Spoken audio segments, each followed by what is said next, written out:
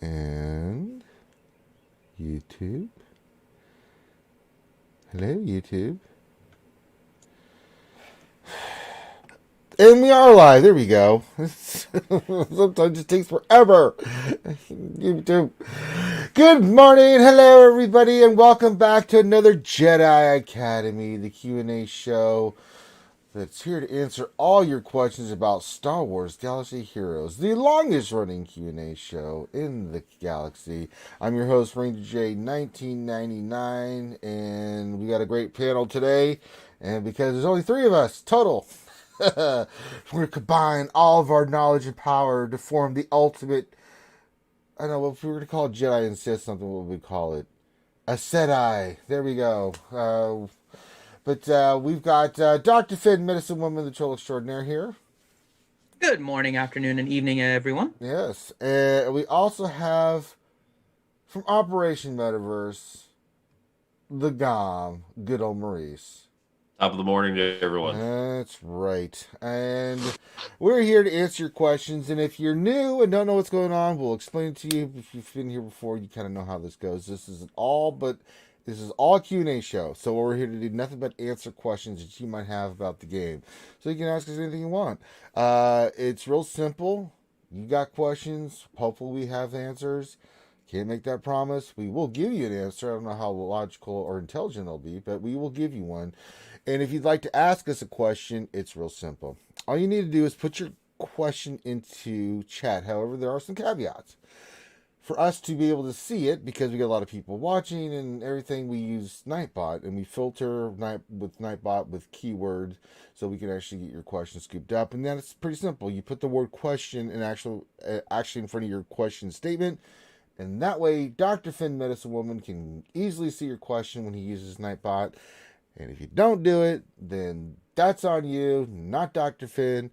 I like to blame and kill Finn for a lot of things, but that's not one of them. So don't do that, because I don't want to hear any butt hurt or complaining because you didn't listen to what you're supposed to do. That's a minus 50 DKP. So help Finn to help you, help Finn help you to help me and Gom to answer your questions. So get your questions in. Glad to see everybody popping in. I know it's early on a Saturday morning, and we appreciate it. It's been a long week. It's been a long month. It's been a long year. Boy, oh boy. 2020. What can I tell you? But for some people, Ranger, it is a special day. Because today is the special day of one Darth Sion and Mrs. Darth Sion. What? Oh. It is their 10-year anniversary. What? They've been married 10 years? Mm-hmm. Yeehaw! Congratulations. So congratulations to Darth Sion. My question is, first congratulations, but Miss Sion, why? Just, you can do better.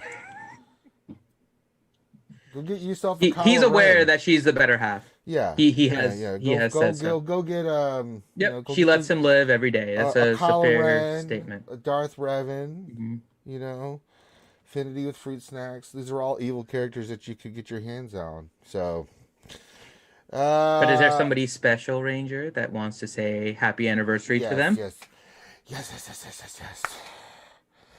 Today's a very special day. Yes. Today's a very special day for Darth Sion and his wife. And if I'm going to recommend any club for them to go to tonight to have a great time, it's going to be Wabam! This club has everything, Finn. Fruit snacks, porgs, Baby Yoda eating eggs, gum and underwear, Dan Cortez from MTV. And it's got one of those things called a fire hydrant, Finn. Do you know what that is? I feel like in this context, I don't. Well, it's that thing where you take a midget and you pull up its butt and then have it hold a hose and just rotate it. Yep. In this context, I did not know what a fire hydrant was. Now you do. We call those Astro Pops where I'm from. So, happy anniversary from Stefan. Hey, real talk, I am in my underwear. Yeah, we know. Really, Gom? I'm already ready to go to the club. I don't know. Just find me in the club. Find me in the club. I'm the guy in the underpants. Well, those of you here early on Jedi Academy. Happy anniversary. Yes, you've been undied by the Solomon Grundy there. Good old fire hydrant. Huh? Learned something new today. Yes, all right. Yes. Just remember that he would just come up with the weirdest things, like, this thing has everything: asbestos, lupus, MTV Quartet. He would always get that one thing, and it's like, what the? And then he would explain. He would say, he would call it something. He was like, "What is that?" It's that thing where Robin Williams lets you shave his body, and you use the hair as a pillow. It's like, oh no! All right, but happy anniversary. This is the oddest start to Jedi Academy. Yeah, listen, man, this is what they wanted, man. They wanted Stefan, and Stefan. I know they wanted Stefan, but the definition of a fire hydrant followed by Gom in his underpants. It's not. Listen, man, this is what happens. See, Nav, you're late. See what you missed already? I'm sorry. I do apologize for being late. Love the background. Yeah. Apologies. Love the background, Nav. Finn and Nev are hanging out, sitting right next to each other. No, it's a big sphere, right? The Death Star is a sphere, so we're on opposite sides. Like I'm actually facing 6 Nev feet right apart. now. 6 feet apart, though. Yeah, 6 feet apart. Okay. I'm facing Nev, so Nev is on one side and I'm on the other. We're just seeing it. I mean, I could go more. Let's see, spiritual background here. There we go. You could literally say anything right now, Nev, and it wouldn't be any more weird than what's already been going on. So, would it not? No, it's always nice to come into a conversation where it's already gone weird and nothing you can say can make it's only weird up from or here. unweird. It's only up from here. Only the easy fella. Yeah, because the camera went down on good old Maurice, and then everything else has to go up. It's just it's just the way it is. One hell of a start to Jedi Academy. Yeah. Oh well, it's what we do. We gotta keep the folks entertained. All right. So just as a programming note, we're gonna do Jedi Academy right after Jedi Academy. Going right into my GAC. Usually these guys hang out with me. It'll be quick. 30 minutes at the most, but it's fun. We go through my battles. Going to have an easy battles today because my guy left nothing on defense. I understand why. I had 3 Galactic Legends. He had 2. So he used to probably to clear mine. He full cleared me. So we'll have a lot of fun doing some solo stuff today. So we'll probably, Nev knows the deal. Gon knows the deal. They'll come hang out and we'll do GAC. Then after my GAC, probably an hour or 2 after that, Finn will do his whenever he decides. The best way to know about it is to join our Discord. One, because you get updates anytime we go live, whether it's on Twitch or YouTube. Also, it helps if you follow us on YouTube, follow us on Twitch. Then you get all the updates about what's going on. And not just us, these guys as well. Operation Metaverse and Nev and the GAC Center and the Escape Pod cast. And we'll let them pimp their stuff later on in the stream. So there's that. And then tonight, God willing, and the sun don't go down and stop shining, we'll try to do D&D, and by that I mean if I don't die on the hill or something horrible happens, or if I just decide that I've had enough blood coming out of my head from all this exhaustion. No, we're going to do D&D. So we'll do that at 8 p.m. Eastern on Twitch. Now, for Sunday, D&D's iffy. I'm going to be out all day moving rocks and cutting, digging, and Jesus. I may need to go to the club I just described. Oh my God. Yeah. All right. So get your questions in. It behooves you to get your questions in sooner rather than later. There is a cutoff time that we will stop answering questions. There's only a 2-hour show. So if you want to get your questions answered by the panel, even the fun ones, you need to get your questions in now because we will have a cutoff and there's only so much time that we can answer so many questions. that being said, get those in there. We're giving everybody a chance to, one, give their greeting. Hello to everybody. I see everybody's whipping out their pickles and stroking their Wookiees and flashing the underwear. Oh, I'm sorry, that was Gom. That being said, get your questions in. Glenn, thank you for the greetings. All right. Usually we start off the show with our thoughts about what's going on with Star Wars Galaxy Heroes this week. And I got to say, guys, pretty happy. I'm pretty happy, goddammit. They keep doing this stuff the way they're going. Goddammit, they might win me over again. I haven't had a chance to rant at them forever. I mean, back in the day, I used to drop F-bombs and all kinds of stuff, and I have not had a reason since Galactic Legends at the start of the year, and that was just more of a meh, thing. I didn't even rant on that. I was just like, God dang, that's just disappointing. But, I mean, I gotta say, man, the quill packs, the changes to packs, I was just shocked. I mean, extraordinarily shocked that it cost way less significant money to well out on a new marquee character, than it did before. They're actually saving people money on this. And I thought, wait, is this the same? Wait, what is happening? So, just for this one character. Now, it could be that they go back to their old pricing, but it was shocking. They were smart about what they did. They put him in Galactic Challenges, so you can get not only him, but some rewards. I thought I was really smart. Just some good shit coming out of CG. Now, that's just how I feel.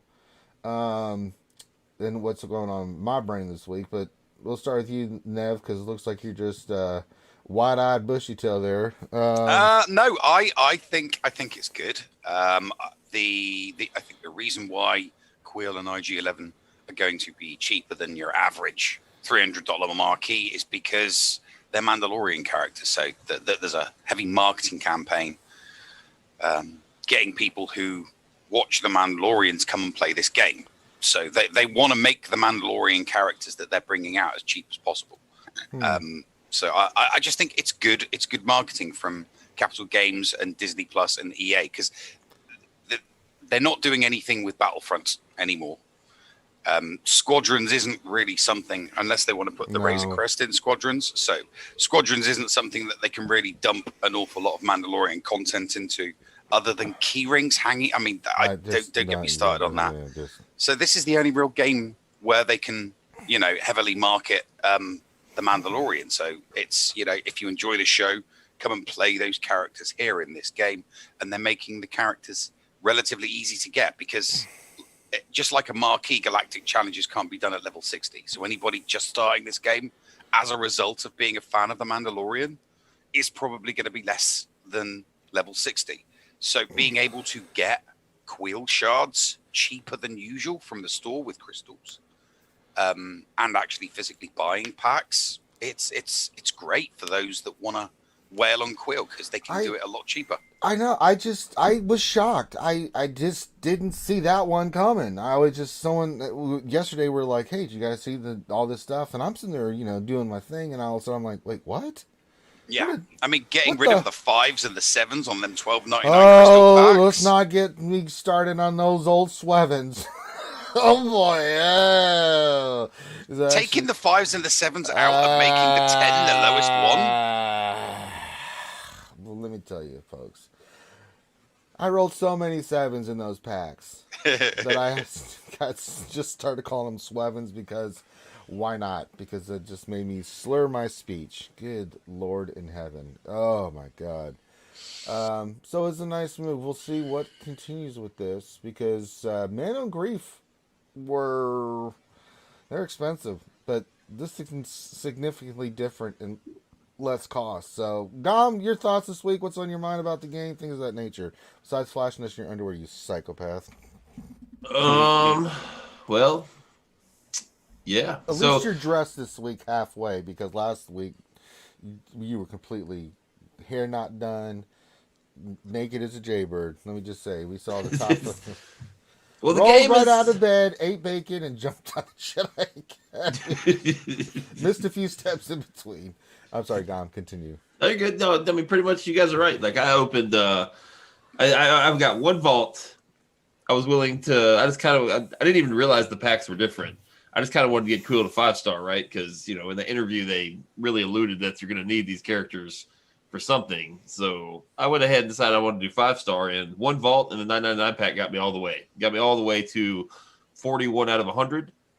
So, you know, 30, or with the pack, 71 out of 100. So hopefully the next event gives the same amount, 30 shards, and I will have him complete. That was a nice treat. Granted, I got kind of lucky and pulled a 50 followed by an 80, so that was kind of lucky, but I guess for those that do spend money, that's a nice treat. I mean, it's still ridiculous amount of money for an in-game virtual character, right? So it's not like it's still like Heinze last night had the absolute worst. He got nothing but 10s and 12s. I think it still cost him about 2 vaults. So I mean, not even that. He did 15,000 crystals and got to almost a character 7-star just from that. Yeah, so like I don't want to mislead people and act like it's a $20 character. Like it's still an expensive investment. No, it's still less. It's just way less than it was, which is, you know, you have to one vault and basically because he used 15,000 I think crystals for all the pulls he did, and he basically had him at 70 out of 100. So I was like, okay, because when you're getting those 10, 12s. You know, the character gets, it's a lot faster than the 5s and 7s, let me tell you. So it was interesting to see. 5. Yeah, what were at least it's not 5, 5, 5, 7, 7. It's 10. You know, you're always getting double digits. You got to be happy with that. Yeah, I was going to ask you, Gom, like when you were pulling, what were the pulls that you got? You got like this, you got an 80 on one of yours, and. Well, I started out, like I said, I didn't realize they had gone up. Like, I'm like, oh, 10. 12, 10. I'm getting lucky today. And then I think it was Thane is like, hey, man, there's no 5s and 7s. I was like, oh, you're right. Then I opened one more, and then I opened up a 50, and then I opened up an 80, and then I think I got a couple 15s. But after that, I don't know. I was getting kind of excited and sweaty. Really wasn't paying attention to what was going on. So just kept opening them. But we got, I mean, it's possible. I'm super glad I got that, you know, obviously. But at the same time, I feel kind of bad for streaming that, and then people will see that and be like, oh, you know, I can get a character for this. No, you can't. That was super, super lucky. I mean, they show the pack probabilities in there. So, I mean, it is what it is. But I think just all around they've been doing great. Like, just the small little tweaks like that. The character's a little less expensive. They've really gone all out, it seems, like with the advertising, like all these in-game ads. Like, they're doing a lot of art. They put together nice little videos for the Star Wars Weekly, where we found out about the characters coming to the game. You know, like they've been amping up just all little small things. Hopefully they're doing some advertising. I haven't seen a Star Wars Galaxy of Heroes ad in a while. I used to see them every once in a while in another game I played, but I haven't seen them in a while. So maybe they're amping up advertisement too. I don't know. The forums are communicating. They're communicating. They've been a little more active on Reddit. Some of the developers have. So they've been making an effort to kind of communicate better. Yeah. And I hope this time it sticks, because we've seen this before. And I'm not trying to be a pessimist, but we've seen them come out and we're all like, yes, they're communicating. And then they just completely disappear again. But hopefully with the addition of the CG, Doja, and some of the other guys, I hope it sticks this time. And it's really nice. Just overall, everybody I've talked to, for the most part, seems way more positive about the game than they have in the past. So good job to you guys, CG. So yeah. I'm pleased with the game now. I am too. I'm starting to build up a little bit of hope. Dr. Finn, medicine woman, what's on your mind? Well, I'll say that all the packs and everything are positive, but I don't want to lose sight of actually what happened.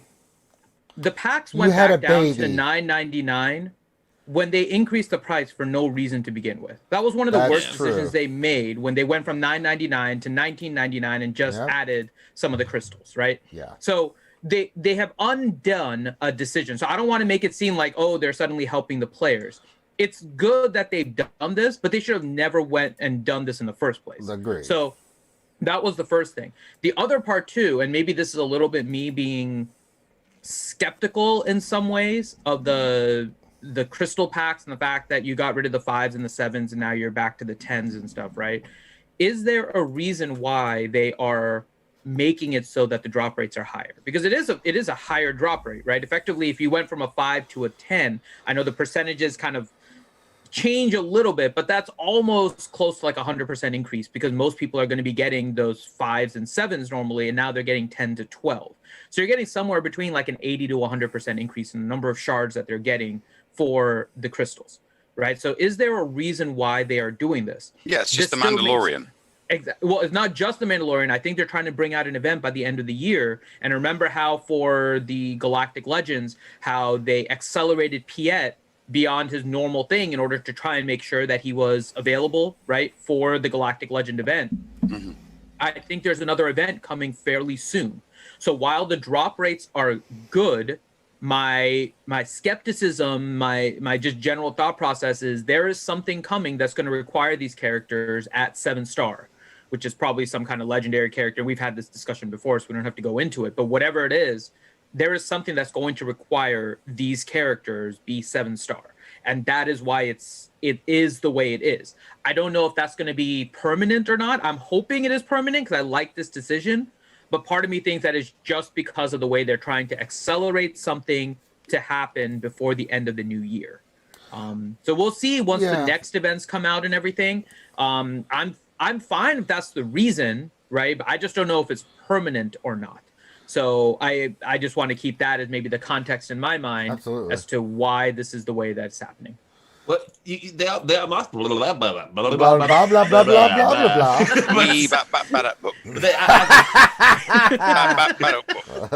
I can see that maybe their data.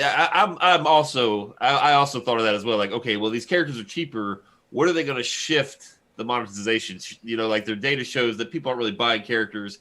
So does that mean we're getting maybe some of these 6D through A packs, like maybe the mod slicing materials, perhaps future relic levels could be coming, like something else that's coming that they want people to spend money on, kind of taking the focus off the character. Sure, you can have a 7-star character, but when characters are, let's say relic, let's just speculate relic 10 or something with, 6A mods on them, like what good is a 7-star character going to do you anyway? Like I feel like there's something else, whether it be an event, maybe some sort of new packs, something else they're trying to shift, like, okay, well, like you saved $100 for the character, why don't you buy this $100 mod pack now? Since we saved you 100 here, take this new pack. The hyperdrive bundle.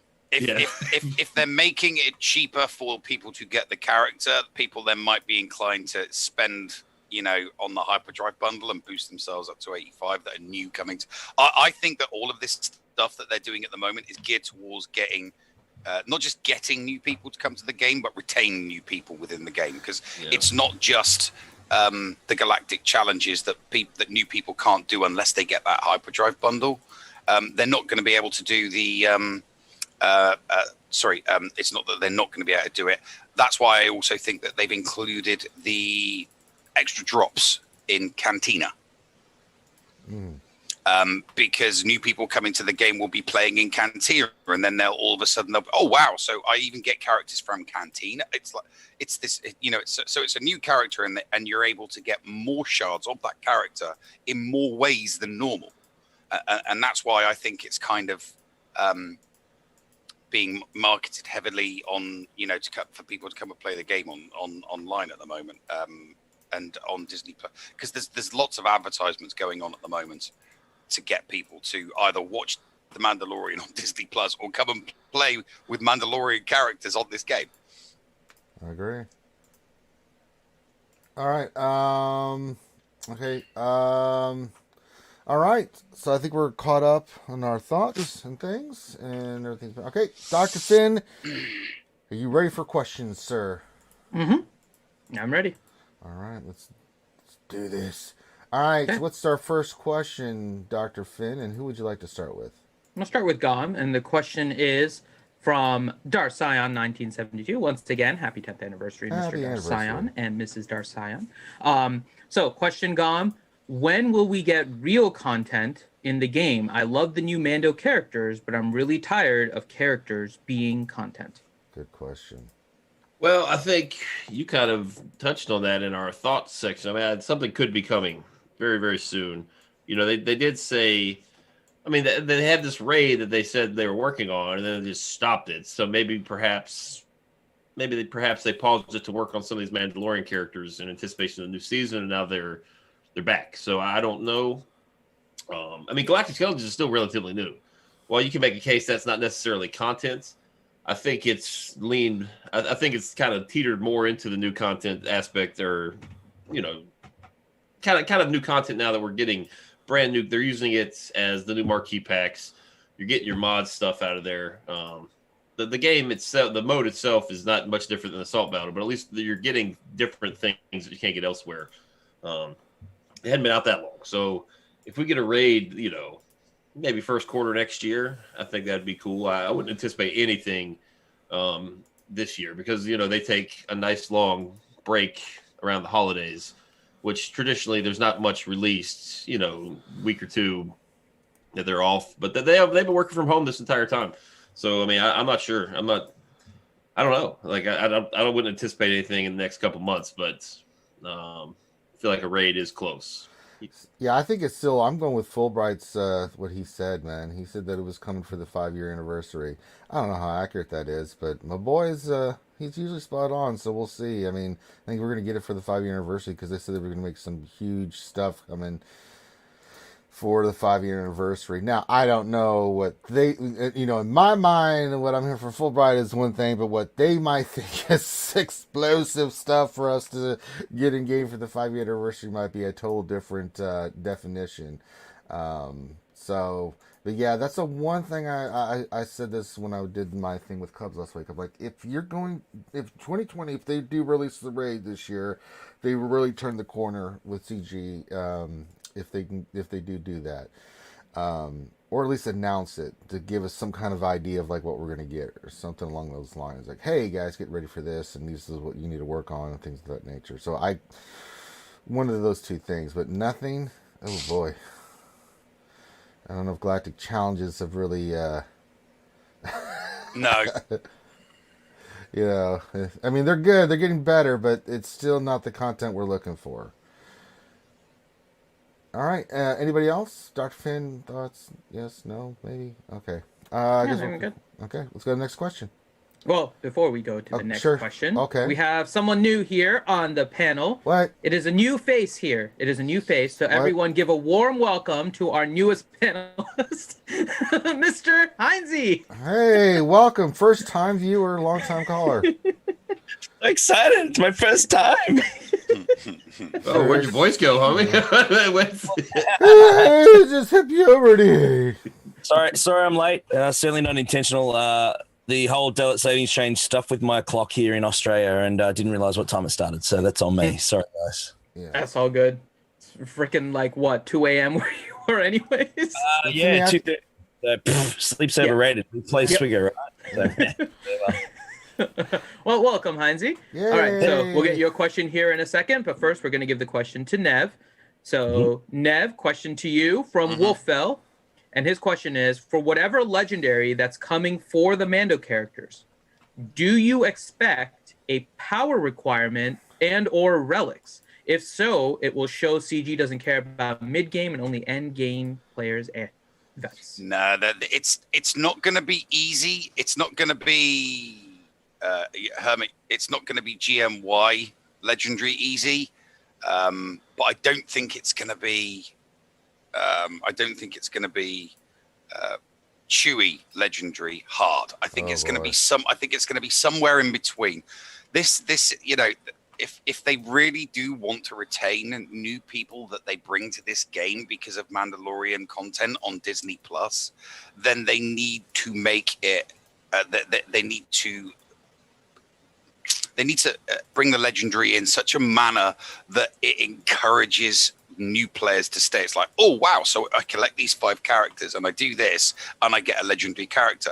Then they'll stay and maybe mess around with the other legendary characters in the journey guide and they'll be like, oh, right, okay, so this one's hard and this one's easy. It's about retention.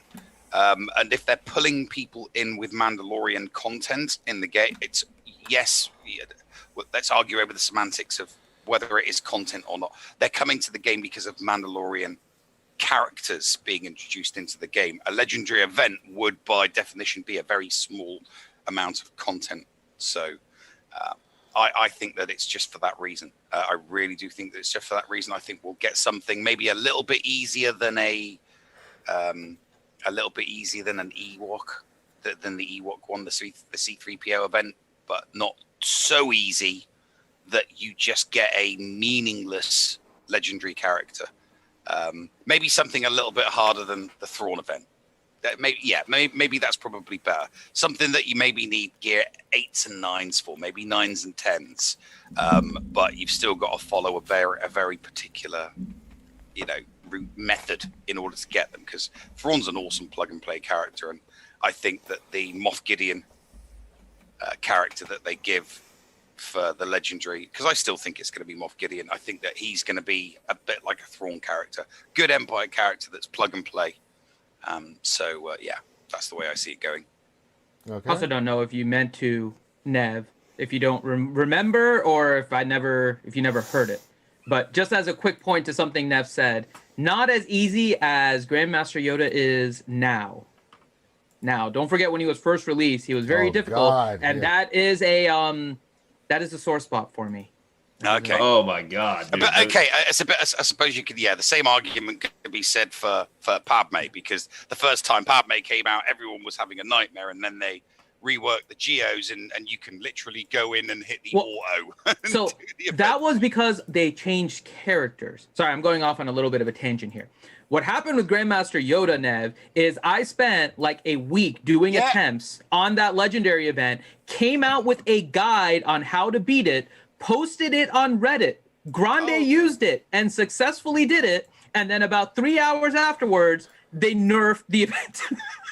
I was so freaking pissed. Yeah, no. I mean, the characters that they had, the characters that you originally had to do. I mean, I remember going for GMY that first time around on my main account, and you didn't have any of these new Jedi that No, Eth Koth was one of your staples because he was the easiest one to get. Exactly, no fancy schmancy, But the second time around and the third time around, it's like you throw something in and hit auto. Yeah, that's how easy it is now. Compared, having to do something on manual and being able to throw any squad in with a certain character in the leader role and then just hitting the auto, it's just the way it is these days.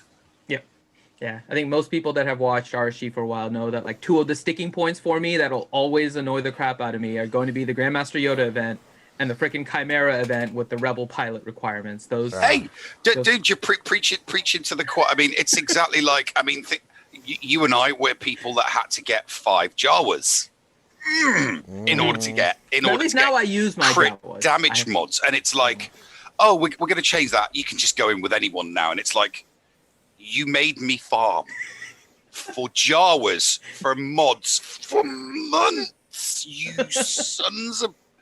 Okay. I'm going to calm down. I'm going to, and that's the only reason why I think they left the Utini bomb in. For the when they did the rework on the Jawas. That's the only reason why I think that they left it. It's like, oh yeah, you know what? Jawas are completely and utterly useless except for the Utini bomb. Let's just give them, let's just give all the veteran players that, because they worked so hard on their Jawas just to get this one set of mods, and now they don't need to do that anymore. So yeah.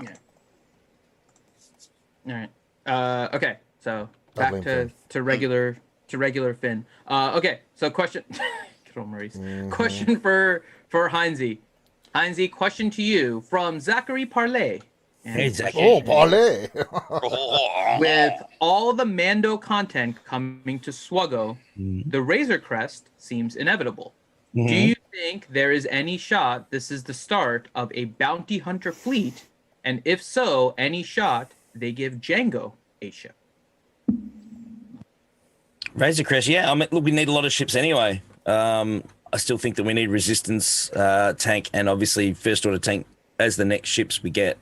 But yeah, there's no reason why we can't certainly have the Razor Crest in there. We need a lot of ships. Now that we get two fleets in GAC now, we struggle to obviously fill out those slots. So the more ships, the better, to at least give us enough versatility to use when we go in for PvP. So there's certainly no reason why not. Jango ship again, why not? There's no reason why not. Bring them. I mean, the more ships, the better. But yeah, I still believe that. I'm still really, really annoyed that they even recognized early on, when they released Erratus, that, Resistance don't have a tank ship. We've talked about this before. Why that still isn't in the game, I've got no idea. And the same, obviously, with First Order. Those two capital ships just, to me, aren't as viable as they should be without a tank ship each. Yeah. All right. I don't know where we're at. Dr. Finn, I think we're back up top to... We're back up top. Agam is AFK, so we'll jump to Mr. Nev. So give me Gom's that's question. That's Mr. the Nev to you. And he doesn't get any questions. All right, Nev. Question to you from Gav P. And he said, how have y'all found the Galactic Challenge with Quill in it? Oh, no, I've really appreciated it. I mean, the fact of the matter is Galactic Challenges have not appealed to me at all since their initial release and debacle. So I just auto tiers 1 to 3, and then that's it. I'm done with the event. So the fact that they put the rewards, the Quill rewards, as tiers 1 to 3, I'm very appreciative of, because I tend to just put the squad in, hit auto, get my rewards for tiers 1, 2, and 3, and then I'm done with Galactic Challenges. There's nothing. There's nothing for me in Galactic Challenges. I'm still extremely bitter with CG for Galactic Challenges. So I think those rewards and where they put them is really good. It allows people that maybe don't necessarily have the squads to be able to do the feats or do particularly well in Galactic Challenges. Maybe because droids, at the end of the day, droids isn't a particularly strong faction. And it's not a priority faction that most people go for, especially mid-game players. People tend to go for different factions, and the droids, more as the separatist droids, tend to be something that people go for towards the end game when they're when they're prepping to go for gas. That's when people tend to go for like the separatist droids, but it's like one droid here, one droid there, so people can just go in, hit the auto, get the Quill shards, and like me, bug out, because the CG still hasn't won me back regarding Galactic Challenges yet, Gav. But I totally appreciate that other people like the event now, based on what it originally was. I'm less forgiving. For me, I think they've done vast improvements, and I think it's I like the different. Galactic Challenges just made improvements left and right all over the boards. Where they dropped the early rewards, I agree with Nev that the shards in the early on, and it's not just for Quill, but they've been doing that for other main characters like Kara and Grief, and characters like that, which I thought was goddamn amazing. The gears in the earlier tiers so that newer players can get to it. And then for those other players that are mid-tier or higher, they've got the challenge of figuring it out. And for me, I ended up using a team that was like Grievous and 3 Baka and R2D2 and BB-8. And eventually you get to that point. There's different levels per participation. But the good thing is there's enough in the beginning now, and this was my main complaint about it. There's 2 complaints, and one of them's been addressed. Where the gear fell and what you had to do to get it. And the other one is, and I understand why, they're still working on it. This should be a more common occurring event. It should be, instead of once a week, it should be every 3 days, or 2 days, like we said. So hopefully they get that part of it fixed so that we can constantly be getting gear and pieces of stuff for, for mod slicing, instead of having to wait every week for mod slicing materials for the new mods. So there's still a little bit of work to do, but I think the Galactic Challenges have improved vastly from where they first started off. I mean, they were a dumpster fire when they first came out, and just the structure of it, the gear rewards, everything was like, oh God. But I think it's gotten better, and if they can get it squared away where it's like every 2 days or something, I think it's going to be really good. Let me ask you just kind of a general question here, because obviously for this, we don't know what the plan is long term, right? Is that Quill in Galactic Challenges is replacing the marquee event, right? And we don't know if this is a long term goal for there, which is like there's not going to be marquee events and now they're just going to implement it in Galactic Challenge, which is possible, right? And for the players, you're kind of getting the shards in the same way. But one aspect that maybe I enjoyed, and I don't know if everybody else does, so I'm kind of asking you guys, with the marquees, you got to play with the character a little bit, right? You got to learn about his abilities as you went through the different stages of the marquee. So you got familiar with the character, and then you got the unlock. Do you see a need for the marquee to introduce the character so people understand the character a little better? Or maybe is there something that needs to be modified with the Galactic Challenges in those first 3 tiers where maybe you get the character as the 6th spot? So you can learn about his abilities? Or are you happy with the way it is? Right? There's different ways. It's really just that one aspect of the marquee that we don't get with this Galactic Challenge release, which is the ability to really play with the character in kind of a free mode, like we did with the marquee. So, what do you guys? I disagree with that, Finn, because you can take the character, unlock it, throw some gear on it, and go do like tier 2 and tier 3 of any of the Galactic Challenge ones, and kind of learn their abilities and stuff like that. You know, I mean, obviously you're not going to take them unless you go crazy with their spending to, you know, to go put them in tier 7, because you can use any team in the Galactic Challenges over and over and over again. You may not get defeats, but you can go in there and work on different teams that you want to try against, maybe one of those lineups, and if you just want to see how the character works. The same thing to the marquee. Now the marquee, I think you only got 5 battles, the bonus one you can do over and over again, if I'm not mistaken. But it's the same thing with Galactic Challenges, so I think that's kind of been addressed in that regard. For me, I think it's a cool idea, because marquees, we just do it. For me, it was like, let me just go through the motions here, and I found it annoying. And I would go use the character and learn about it somewhere else anyway. So for me, I kind of liked that they did it in Galactic Challenges. One, you're getting other gear, you're getting rewards for doing it, and then you can go back in if you want to test the character out in the Galactic Challenge, or wait till the next one and then use it again there if you just want to test it out just to see what it does and play around with it. So that's my thoughts on it. Finn, you're muted.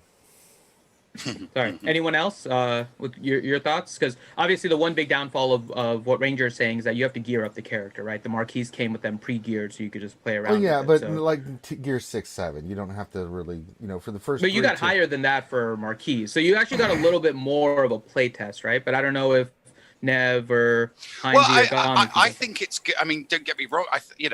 So you're hitting the auto 3 times instead of 5 times to get the character. Because in the marquee, you know, you'd go in, you'd hit auto 5 times. And then you'd get your character, and then you'd have to do that bonus one where you're playing at the end on manual. In the marquee, you just hit auto 3 times, you get a character. Am I the only one that read the abilities when that little pop-up came? Like the first time you attempted each tier, just to like see what the ability does? Because they give like that little description that explains it. Zagam, you're saying I'm the only one that reads it? I'm with them. I just sit there and hit auto and go. Yeah. In auto. But the beauty is, I think CG kind of knows this. They know that the likes of, Arnold, as soon as this character's available, it's getting wailed on by content creators. And content creators are going to put up videos showing exactly what these characters can do in multiple different squads maxed out at 7 stars. So it's not like they need to show us in game. I don't know if that's them acknowledging the fact that they know content creators are going to do this, and they're just leaving it to us so that they can give us the character nice and fast and nice and easy. It could be, I don't know, but I don't know, kind of has that feel about it. I think that anyone that really is looking at the pop-up boxes has probably already read the kit release days prior.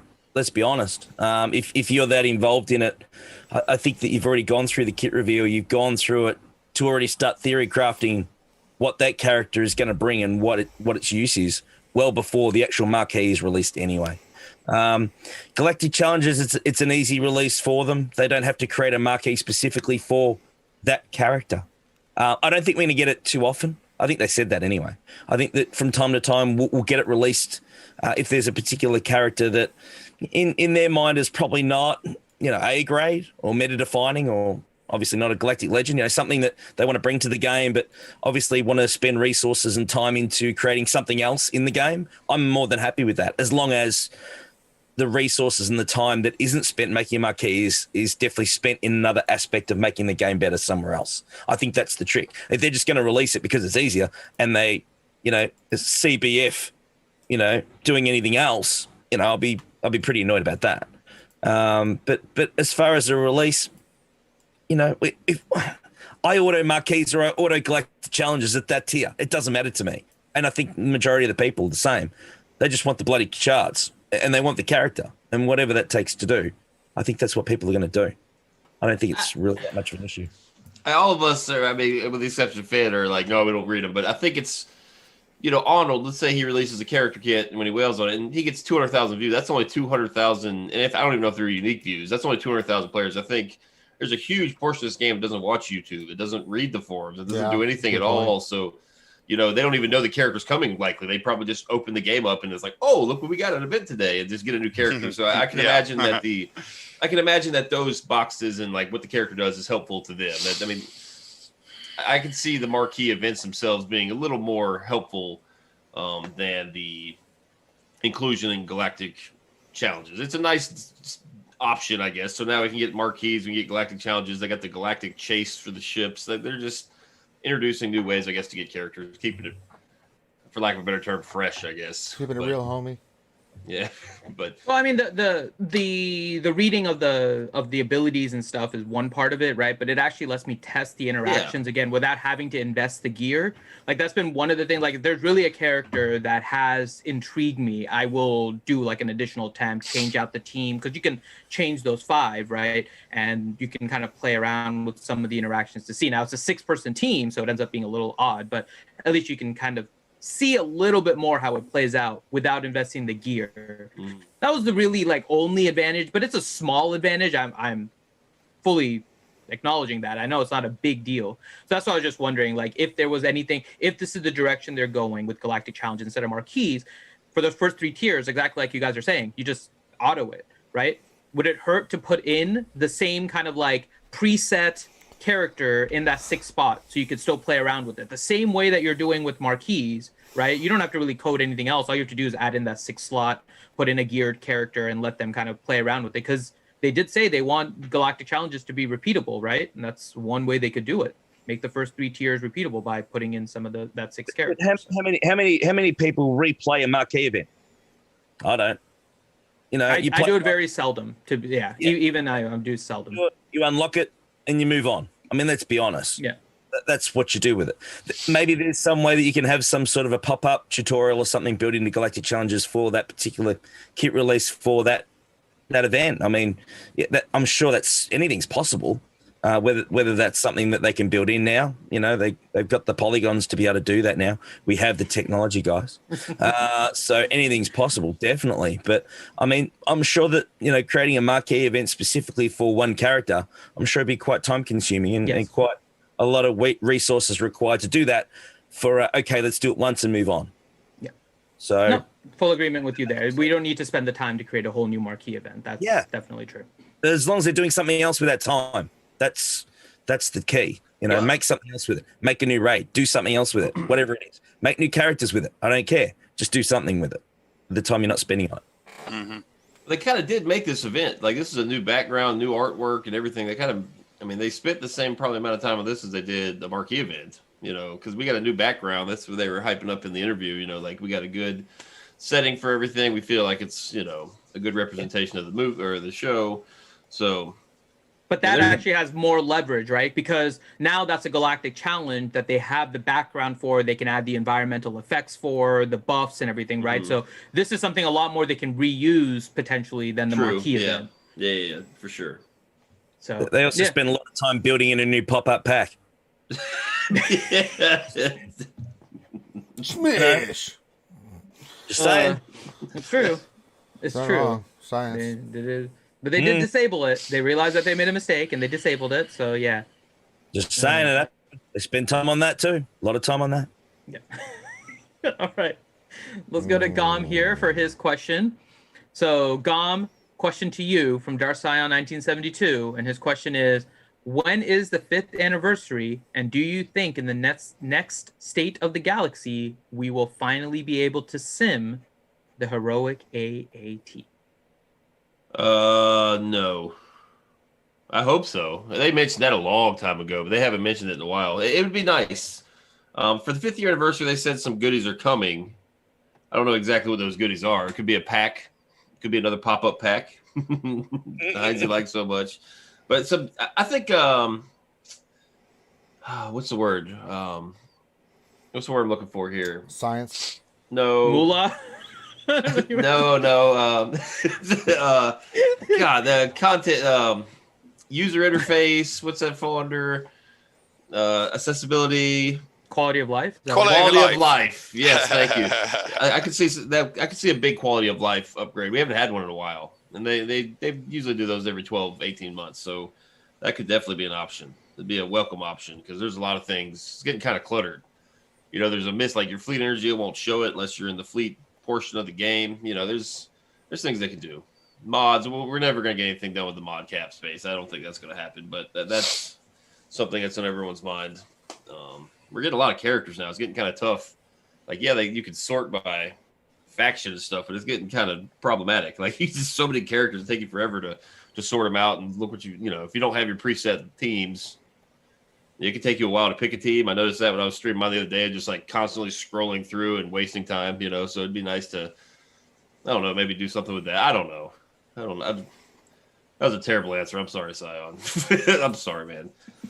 It was a good answer. I mean, that's true, right? There's a lot of things that they could potentially do, and I think quality of life focus would be a welcome one. And we've mentioned, if you guys watched like the last, I don't know, 3, 4, 5 months of Jedi Academy, we've been suggesting different things, with the most recent one being the fleet loadouts, right? Especially with the 2 fleets now needed for GAC. Like, that's a big one. Simming of AAT has been a big one that we've mentioned. And of course, we don't want to just rely on that. A new raid or new actual non-character content is probably a must here before the end of the year. So hopefully they'll address all of that, and that would be a huge victory for them if they do all of those things. Like, that would be a great 5th anniversary. Even if they don't give us like a whole bunch of rewards and Zetas and all the stuff like they did last year, if they introduce those quality of life changes, I think most people would be like, "Yep, we're good." We're good. Well, Ronan said in the chat, and I agree with this. I don't see them doing Sims of the HAAT until they come out with another raid. I could definitely see that. But they did Sim Rancor without another raid, right? The Sith raid had already been out for a while, and then they added the Sim to the Rancor, if I remember correctly. So they could, but I think that it might both be tied anyways with the November release of whatever it is. The heroic AAT simming. They're only gonna do it when it hits a certain threshold. They talked about it in October of last year. They talked about it in February of this year. And obviously, the prerequisites for a guild being able to sim the pit raid were 35 guild members that already have the heroic raid character at level 7 before pit. Now, so that criteria is already fulfilled in a very large percentage of guilds. It's still that it would still only be certain guilds that were able to do it, but I think that it meets the criteria to do it. The rewards aren't amazing, just like the people finishing at the top. People are soloing in it in very, very short time. All right, granted, people are doing that with the heroic Sith raid, but with the heroic tank raid, more people can sim it more people can solo the heroic tank raid than can solo the heroic Sith raid. So that criteria is all met. Most people already have a GK at 7 stars, so that 35 out of 50 in a guild criteria is going to be met. I think it is time, and they have been discussing this for over a year now, and they have alluded to the fact that it is something that has been on their radar. I think it is a quality of life thing that will eventually kick in. The next time they do a big round, and I do mean a large round of quality of life improvements, I think I'm kind of hoping it is, because I highlighted it in a video on the channel quite recently myself, and like you said, it's been mentioned quite frequently in Jedi Academy streams. So I really hope that they do that along with, squad loadouts for fleets, fleet loadouts. That's desperately needed. Along with a couple of other nice things, like how about the freaking ability to do more than 10 bronzium cards instead of having to click on one over and over and over and over. Yeah. So let's not start. All right. But yeah, no, I think My thoughts. Speaking of hitting the thing over and over again, hit that like button, folks. We only got like 90 people watching us and only 15 likes. Come on, show us a little bit of love. I mean, obviously Share here. the love. Yeah, don't share the load. Share the love. Share the load. Share the love. You're on mute, by the way, Gump. Okay, good, because I just started singing, so that's a good thing. Thank you, good button, for sparing me. Well, we get all kinds of sides of Gom today. He's singing, he's wearing his undies. I mean, and showing them on stream. This is a new Gom. I mean, this is honestly why I rarely am on camera on Saturday mornings, because of this. There's nothing wrong. There's nothing wrong with this. It's when the camera starts going down to this. Yeah. The crotch shot. There's a button on the fly. Everything's wrapped up down there. It's no different than wearing a pair of Umbros. If those are still a thing. Gom's OnlyFans page. Just saying. South Carolina. Oh yeah. Oh my God. All right. Enough of the junk talk. Let's move on to the next question, for the love of God, Finn. I have to get the thoughts of a Gom OnlyFans out of my head. Okay. Just, please, God, move on, Finn. I gave you an out. Heinzie. All right, Heinzie. Question to you. From a new name, Darth Big Dog. Welcome, Darth Big Dog. Hey, Darth Big Dog. Question to you is, what is the best use in 3v3 for non-ultimate Relic 4 Supreme Leader Kylo Ren? Last few Grand Arenas, my opponents all have at least one Ultimate Legend, Galactic Legend. Oh boy. Ouch. And put on defense. Gom's muted again. And was that? Yeah. What was that question for me? I'm sorry. Was it? No, it was for Heinzie. Okay, yeah. I was just watching Gom over there on mute. Just. Well, because I really need to do some territory. Yeah, I lit my guild down last night. I had to do some territory wars, so just trying to. I just saw you over there, just a little. My bad. Okay. With Nick Nolte in the background, looking psycho. Not Nick Nolte, that's Queel. I'm sorry. Go ahead. Go ahead, Heinz. I'm sorry. The OnlyFans page. He just got a big bump in view. Yeah. That's what it was. All right, Heinz. Big bump for sure. All right. Oh boy. Yeah, don't put on defense. It'd be a waste. Let's be honest. Yes, it would. Use it where you can. Use it for something that you know 100% you're going to beat it with, whether it's a Galactic Legend or not. Try and take it on if you can. You're not going to knock it off in one hit. You might take a few characters out around us, and then obviously, take out the Galactic Legend one-on-one possibly with another team. But yeah, do yourself a favor and just keep farming that bad boy out until it's maxed. It's pretty simple, really. I am curious on the depth of his roster, because let me ask you this, Heinzie. Mm-hmm. If, let's say that and because I'm facing people like this in my GAC, right? So it's no secret that I'm a bottom fluffer, but I have faced in the last 2 Grand Arena rounds somebody with a Galactic Legend. Mm-hmm. What I have found, though, is that the rest of their roster is not developed. So even though they have a Galactic Legend, yeah. So they have a Galactic Legend. In 5v5, I was able to beat it, but 3v3 is a little bit more difficult. But even in the 3v3, like, they don't have the Malik, they don't have the gas, right? So my Darth Revan stifles them pretty much the same amount that their Rey or Kylo will stifle me. So in this case, even though he doesn't have an ultimate, chances are the opponent is going to be putting that Galactic Legend on defense. Yeah. Right. At what point do you consider putting your non-ultimate Supreme Leader Kylo on defense simply because your opponent may not have any teams to really beat it, especially in 3v3, where even without the ultimate, Kylo is still very powerful with damage, very powerful with speed, so he's going to get all those extra attacks. You lack the ultimate, but he's still not an easy team to take out in 3v3. Wasn't it, if I'm correct, wasn't it a low gear though as well? Wasn't it? Relic 4. Yeah. Oh, it's not low, but gear level than that. My apologies. Sorry, I thought it was like a low gear level as well. No, Relic 4. Oh, my apologies. Yeah, no, look, then put on defense. Yeah, look, give it a shot. I mean, if anything, it's going to obviously kill your opponent's efficiency trying to break through it. You're not going to steamroll it. So, absolutely. Sorry, I was under the impression it was a lower gear as well. That was my mistake. Yeah, absolutely. Chuck it on defense as well. Or again, if you've got a heavier or a stronger roster, put some of your more stronger characters on defense, then use it in attack, use it against the strongest team they've got, wipe them out and move on. Either way, it's up to you. And again, as you said, it depends on the individual roster of yourself and what your opponent has. So do your homework and see what you're up against before you start. It's pretty simple, really. All right. All right. By the way, just because he said it in chat. Hi, Tag Nugget. All right. Next question is for Darsion 1972. We'll give this to Gom. So Gom, question to you. You know, just ironically, you've gotten like all the Darsion 19. You know what? I'll change it up. You've gotten Darsion's questions like every single time. Yeah, I've noticed. Shit the bed on all of them. So yeah, let's give him a good answer. All right.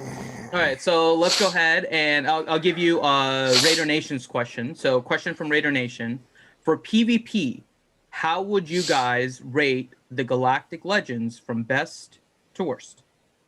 Ooh, to me they're all equal. They're really all equal. Yeah. Defensively, it's going to be Rey, Kylo, Luke, Emperor. Yeah. Offensively, I think it's going to be. Offensively, I think it swaps. I don't have any experience against or with Emperor, but in the three I have offensively, I would rate them Luke, Kylo, Rey. Yeah. The new Galactic Legends, in my opinion, are much more offense oriented than the other two. The other two, I think, are still your better defensive options. People have a distaste for the new ones because they keep trying to put them on defense, and I think the quicker of course, they're good on defense. They're Galactic Legend, but I think both of them are far less effective on defense than Rey and Kylo. Like I don't know. I would prefer to keep my Luke for offense because I know for a fact that my Luke can beat any combination of any team for good banners. I don't think there's a team out there, unless it's a well-modded Luke that's better than mine. Like I feel very confident that I could bring them 3v3 as well too. I feel like I could bring my Luke and maybe subbing out a couple other characters depending on the situation. I feel like my Luke can beat anything that my opponent puts on the board for good banners. I don't know. Today will be the first time I get to fight one in 3v3. My opponent put a Bastila, Luke, and Watt down, but that'll be interesting. But we'll see. This is only the second round of 3v3. I'm not super keen on what's the very best yet. I played one round, so again, I don't know. Maybe some of the Emperor can speak up. I have zero experience playing against or using myself, so I'm just using. Can I jump in? Feedback? Yeah, absolutely. Yeah. Because obviously I've got them all done with ultimates, all maxed out, and at the moment, Pelpa's certainly probably the weaker one out of the four, no doubt. And I think that's due to there's still a character missing for him. He's missing like you've got Darth Revan with your Malak. He Sith Eternal Emperor, I think, still needs a Malak style character just to make him that little bit more solid. I think there's still something missing there. Once he gets his ultimate up and running, that's great, but it just takes some time to charge to get him up and running. I think he certainly, needs either a slight tweak or I think there's still a character missing to complement him to make him a lot stronger. All right. Science. All right. Okay. Next question. So this one will go to Nev, and Nev will get Darsion. Yeah. Well, there we go. You know what? I'll give this one to. I'll save that one. I'll give you this one because I think you'll like this one, Nev. Question from Kane77. Will we get? And this is kind of like a fun but serious question. Will we get a Dave Filoni Rebel pilot, or is the current pilot Dave Filoni? Director Squadron. He was a character. I mean, legitimately, he was a character. Yeah, I know he was. It's then like, oh, it's that whole directors. Oh, let's put ourselves in our own TV shows and our own movies because we're not vain enough already. Oh, it's all for fun. Jesus Christ, Nev. I didn't mind it. I thought it was okay. No. As soon as I saw him, I was like, okay, yeah, very good, interesting. But I don't think a director squadron is warranted in the game. There are more factions. Yes. That other than other than that we need. We don't need any Rebel or New Republic-y type character. I mean, there isn't even a New Republic faction, for goodness sake. We need First Order ships. We need Resistance ships. I mean, we need a First Order tank. We need a Resistance tank, so that there are other ships that we need before new factions. And will we start getting a New Republic faction and tag in game? We will, if the Mandalorian keeps going season after season after season after season, because CG are going to have to keep up with content on this game. Maybe later on down the line we get New Republic ships. If we get New Republic ships, then I could definitely see a Director Squadron. But the problem then is, would they make it? Did they have call signs from the episode? It's one of my least favorite. It's my least favorite episode. Are you talking about episode 2 of this season? No. I'm talking about season one, where we actually have the Director Squadron. Did they have call signs? I don't remember if they did or not. I can't remember if they had call signs. Yeah. He should have been Red Filoni. That would have just been awesome. But no, I can't remember if they called. I can't remember if they called themselves Rogue or not. I'm trying to remember if they gave themselves. What wasn't Filoni's name in the game? Wasn't it Trapper Wolf, or is that someone else? I'm just thinking off the top of my head. Pretty sure it had a character name. But I just think that there are more important factions that we need to. I mean, bit of fun, bit of seriousness. Yeah, absolutely. But they have been more geared towards giving us crewless ships recently. I mean, even the Rebel Y-Wing, they made the Rebel Y-Wing crewless, and they didn't need to do that. There are so many awesome Y-Wing pilots in the Star Wars universe that they could easily have done that. I don't want to gear another goddamn worthless character just so I can use them on their ship. I'm not suggesting a worthless character. I'm suggesting, an important character. I don't care about Gold 5 from, no. Kill the pilot ships, damn it. I'm digging that. And good Lord. I mean, all these ships that had pilots, it was one thing I was like, no. Do you like Battlefront? Yeah, there are certain hero ships like, Luke with Red 5 that you can have that will require Luke and Red 5 ship, right? I dig that. You can even throw R2-D2 in there. But like these common generic, ships which we need, like the Y-Wing, the A-Wing, the B-Wing, like for instance the Rebel side, I think you just go pilotless. They're good additions. You don't have to worry about a ship and a character.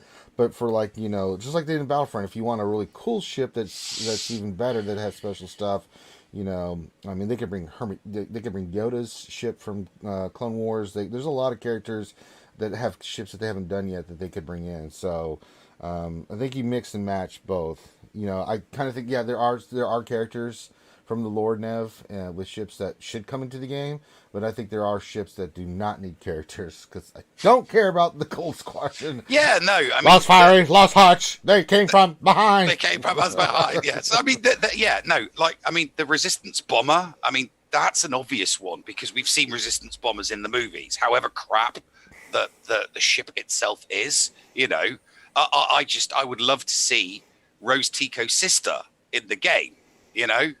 And the Resistance bomber, because to be fair, you love those useless characters, don't you, mate? She had more airtime than I think Biston and Pow. Yeah. So I mean, I don't see any issue with that. No, a character, and she was allowed to sacrifice herself, so and she was better looking than her sister, so we need those. We do need those, though. We need Y-Wing. We need a Y-Wing bomber. We need a Resistance bomber. But we need lots of new ships. I mean, ships that's the Tico it may not be the Tico we got, but that's the Tico we deserve. Yeah, it's not the Tico we got, but it's the Tico we was. But what I do that defines me. Next question, Finn. Yep. Oh my. All right. All right.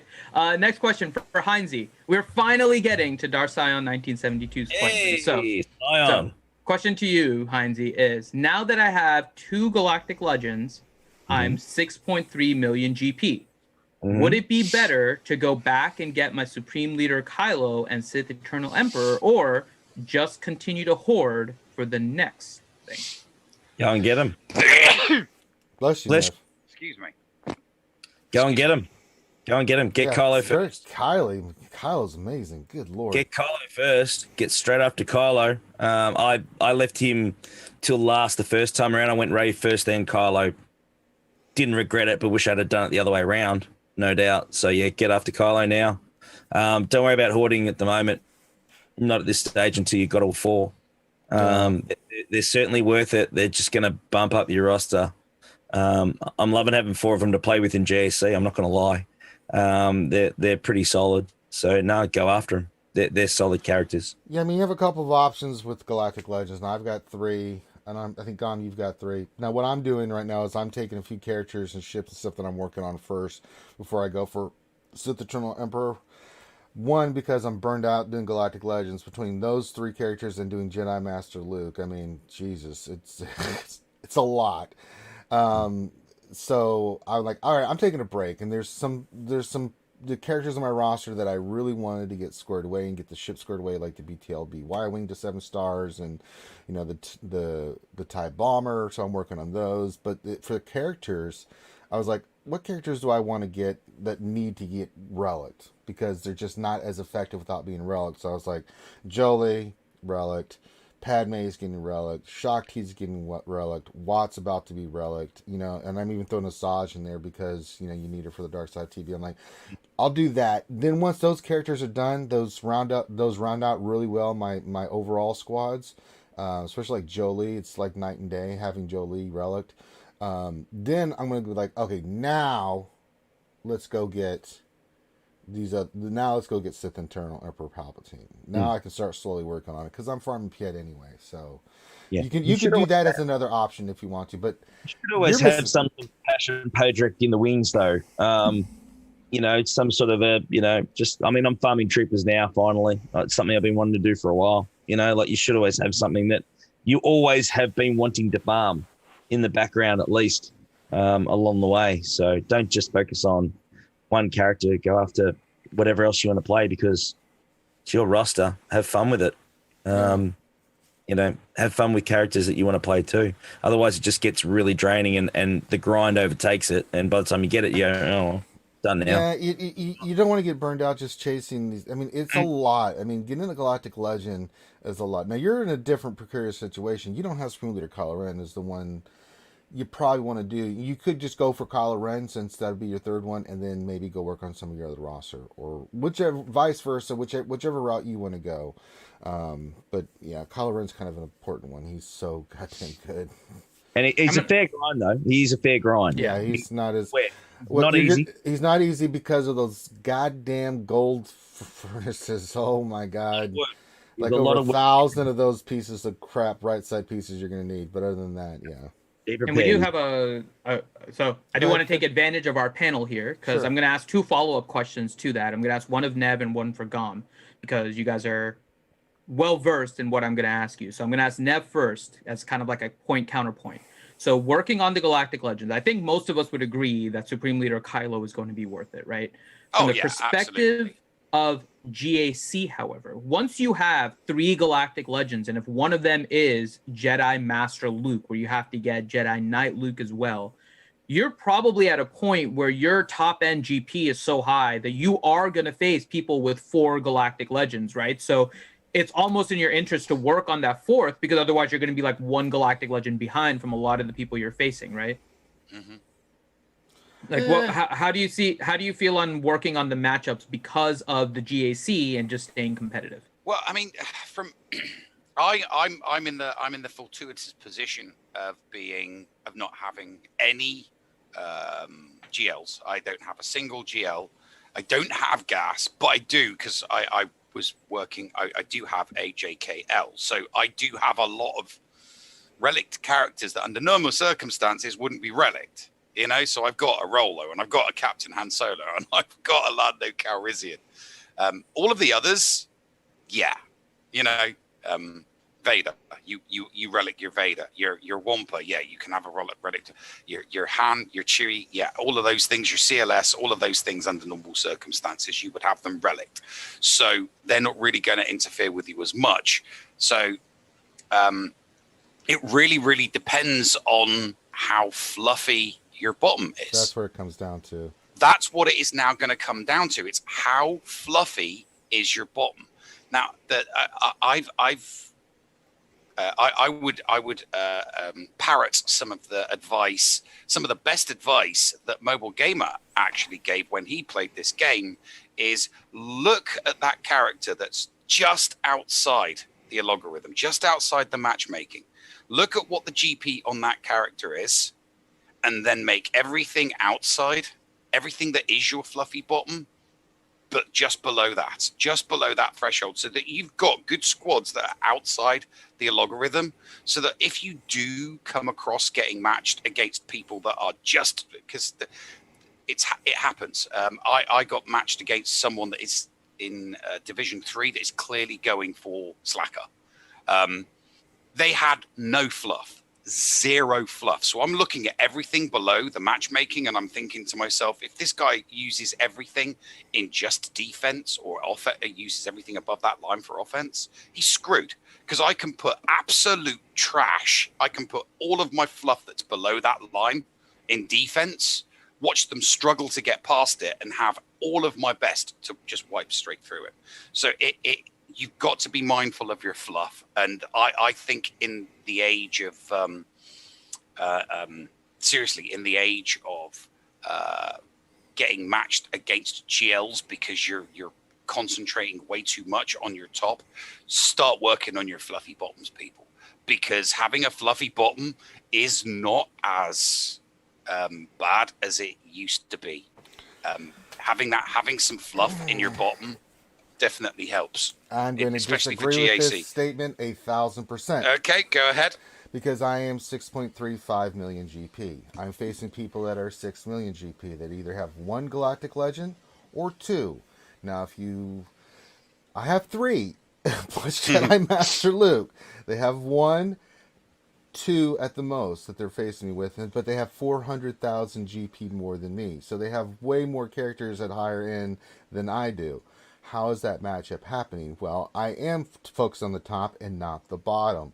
So when we get matched up with our overall characters, that are just relics and things of that nature, and you just look at it, same amount of relic characters, but if you look at the characters that I have versus them, I've got the advantage. And then if you look at what's fluffy on the bottom, I've got characters that are like level 50, and that's it. Like, they have nothing else.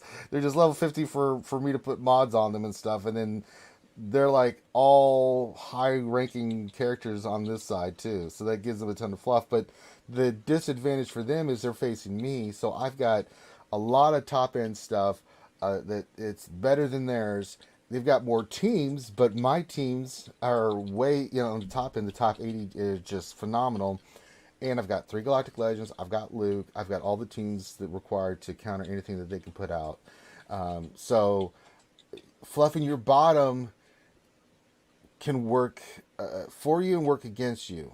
I'm going to say that it usually, if you're going to fluff your bottom, you're going to bring these characters up, you need to be careful if you're trying to be hyper focused at the same time, because of the way the algorithm and the way it matches you and things of that nature. So be very cognizant of that. People ask me all the time, how are you getting these matchups?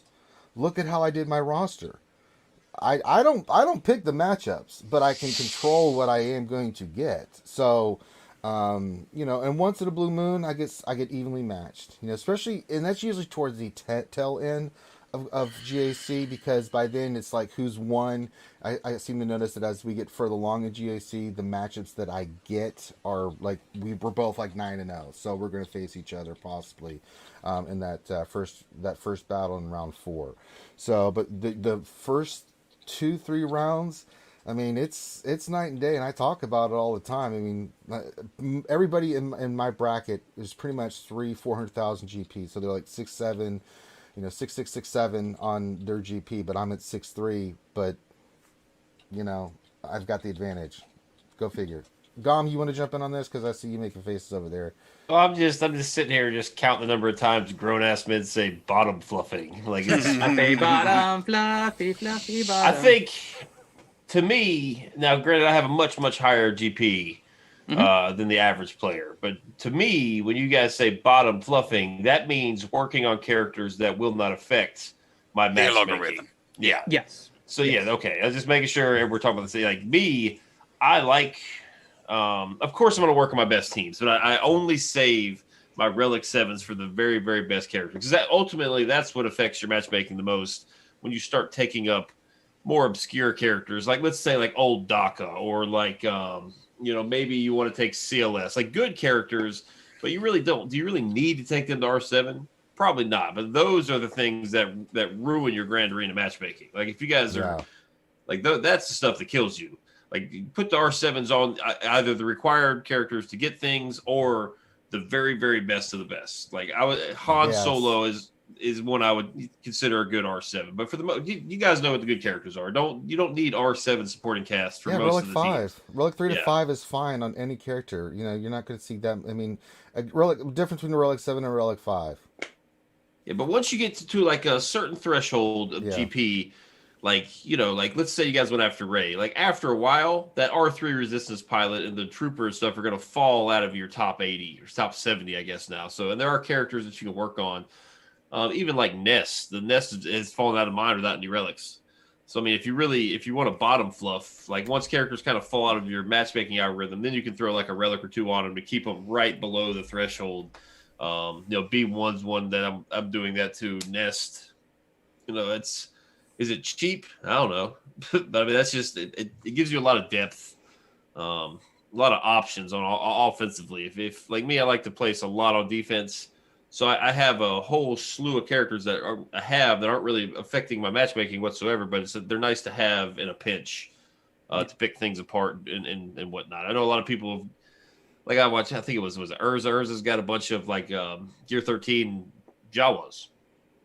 Those probably don't affect his matchmaking, but we've all seen him go in there and just destroy Geos with it, So I mean, there are characters that you can. It's not really it's not free to play friendly though. That's more of a whaley sort of strategy. Like, it's a strategy at all levels. It's just the bottom floor which you're fluffing is different, right? Like you're fluffing at relic levels, so maybe like your top 80 includes like a relic 2, right? And everything is lower. That's why I only take characters like Gear 12 and 11, because I know that that's where my bottom fluffing line is, that it's below a GP, where I can take characters to Gear 11 and have the same effect, but it's a lower level, right? So it's it'll be relative to your GP as well. Yeah, Gear 13ing and stopping is like the best value for the GP in the game. Like just taking a character Gear 13, no relics, just it's a significant boost. You get all the mods to start calculating in the stats once you bump it up to 13. Again, I have a hard time because I guess if you're a lower GP, AFK buddy, I have a buddy sighting. I'll be back. A what? Buddy, his dog. Oh, I thought you said a bloody sighting. I was like, what the hell's going on in Alabama this morning? A buddy sighting. Yes.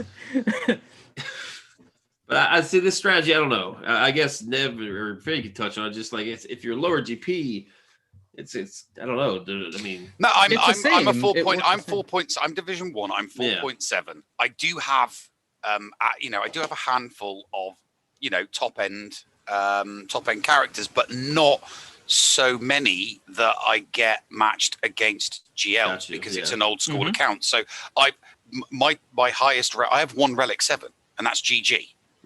I mean, I'm taking my JKL to Relic 7. He's currently Relic 6. I will eventually get him to Relic 7, but I don't waste my time taking characters to Relic 7. I don't. The character is either Relic 3 or Relic 4, and that's it. That's not the same way, yeah. That is it.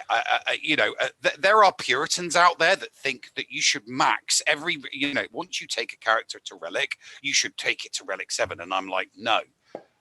Those players have a lot more money than I do. Yeah, no, it's not that. Yeah. I don't understand. But I mean, they're literally that used to be because that's what they did, and that they suffer in GAC as a result of doing that.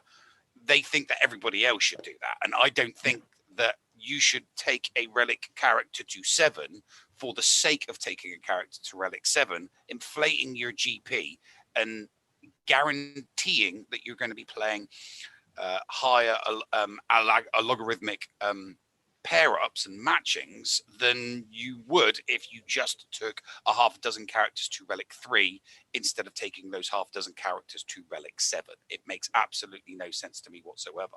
But being 4.7, the group of characters that are matched make, and then I have the group of characters immediately outside it, and the squads that I can make outside are the, you know, I put half the squads that are in the group that get used to match make me go on defense, and the other half get used on offense. But they're not looking at the fluff that's below that line that I'm already knowing and thinking that's going in defense. And they get me holds, you know, whether it's 3v3 or 5v5. And that's why I'm saying sometimes having a fluffy bottom, and I know I'm saying it again, sometimes having a fluffy bottom is advantageous in GAC because your opponent isn't looking at it, and they are not taking that into consideration for when you set your defenses or for what you keep when you go on offense. Because some of those fluffy bottom C teams are good mop-up crews. And some of those characters, you know, in 3v3s are good. And people are thinking, right, okay, so they've got these 10 squads, which ones are going to keep for offense and which ones are they going to put in defense? And they're not looking at the fluff. And that's why I'm saying for certain accounts, the fluff is very, very advantageous because your opponent ain't looking at it.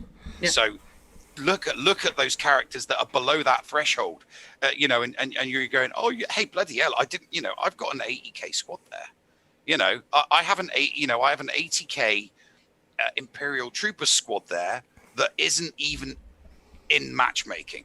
That's a good squad, you know. Oh, I've got a 75k First Order squad. That's not in matchmaking. Oh, I've got a 75k First Resistance.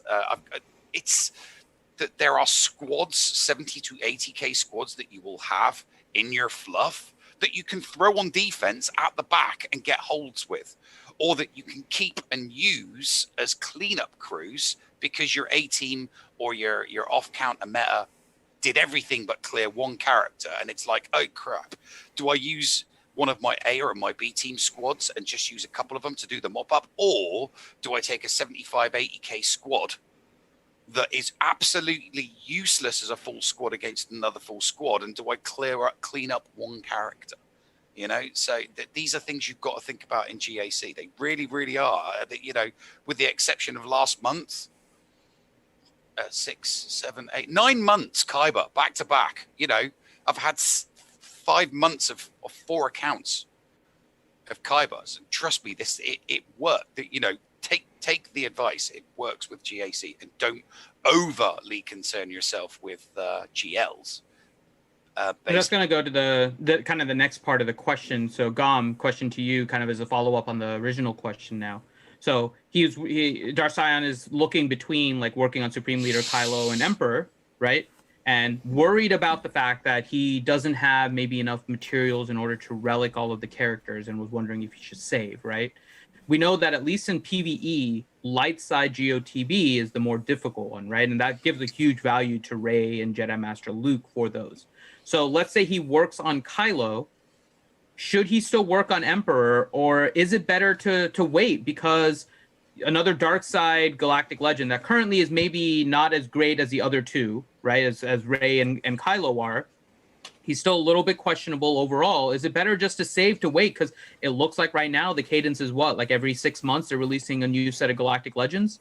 Yeah, I mean, I guess what you could do if the slicing and the relic salvage is the gap, like the problem area. Like if you have some gear and stuff, what you could do is you could take.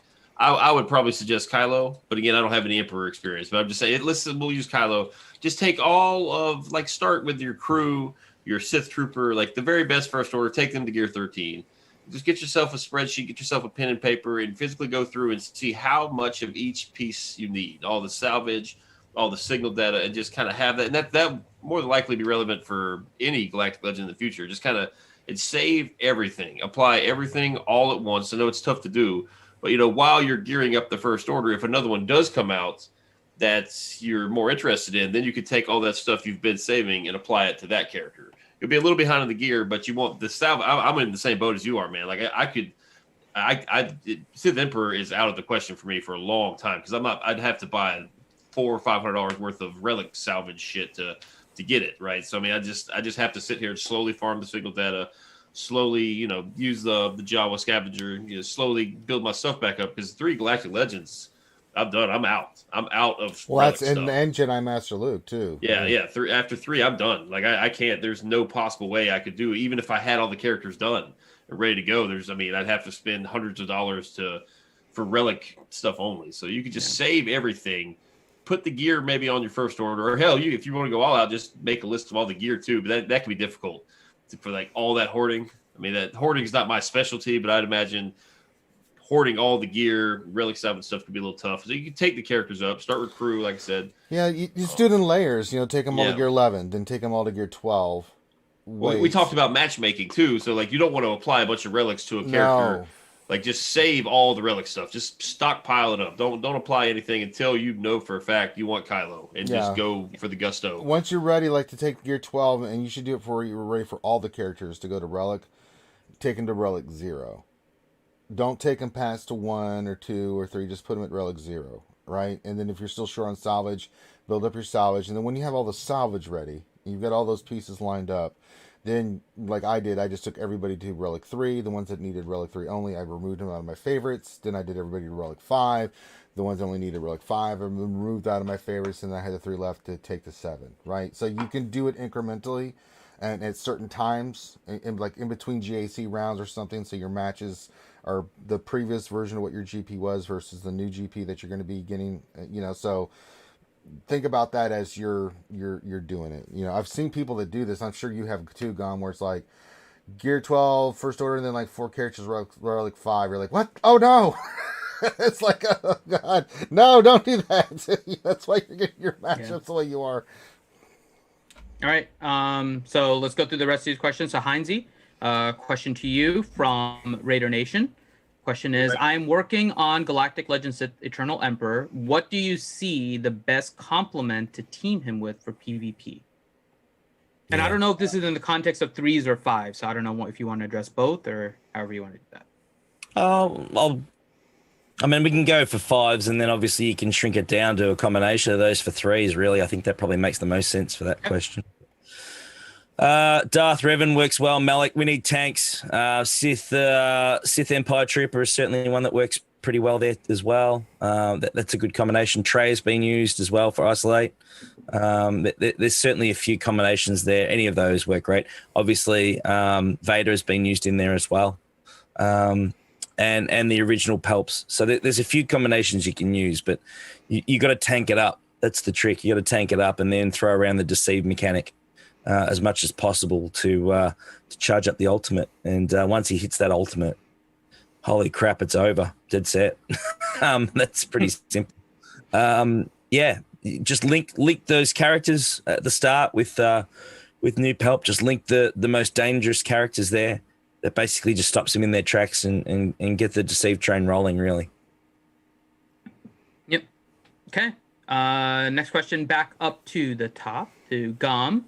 It was around the corn, but I think Gom, you're pretty well suited to answer this one. So, question from Gap P, and it's a question: what do you think is the best third fleet to invest in after Negotiator and Malevolence? What is the best setup, and what does it counter? Rebels. I'm not super experienced with Holdo, so I mean, if somebody has a case for Holdo, maybe, but I really think Rebels are the best. What they can counter is dependent on your Biston's U-Wing, I think. If you really, really want to have a shot at GK, I think you need to go pretty hard on Biston's U-Wing. I think it's like Relic 12 or so in the ship. Like the pilots combined, maybe 6 and 6, 7 and 5, however you want to do it. I think that will make the U-Wing faster with the speed bonus than any opposing Relic 7 Ahsoka with the Zeta. So I think that's you really got to check your speeds. And I think a lot of people, the Rebel fleets can get a lot better just naturally from going after Jedi Master Luke. So now you've got Biggs, you've got Wedge. Biggs can take a hell of a lot more damage at Relic 3 than he could I had him at gear 12 for the longest time, so he's taking a lot more damage. Obviously, the relic levels on your Falcon. But again, if you're going after Jedi Master Luke, you've got both pilots pretty much done. I think Akbar is the one that you kind of have to put a little investment in too. Like Bistan, Scareful, Pathfinder, Akbar, you do have to invest in those characters. But going back to, bottom fluffing, like if you have a deep GP, you could take Akbar up to gear 13, maybe could put a couple rebels or a couple relics on him. It's not going to affect your matchmaking because he's pretty old character, no Zetas or anything. I don't think he's even got level 8 on a couple of his abilities. Yeah. So I mean, he's pretty cheap GP wise.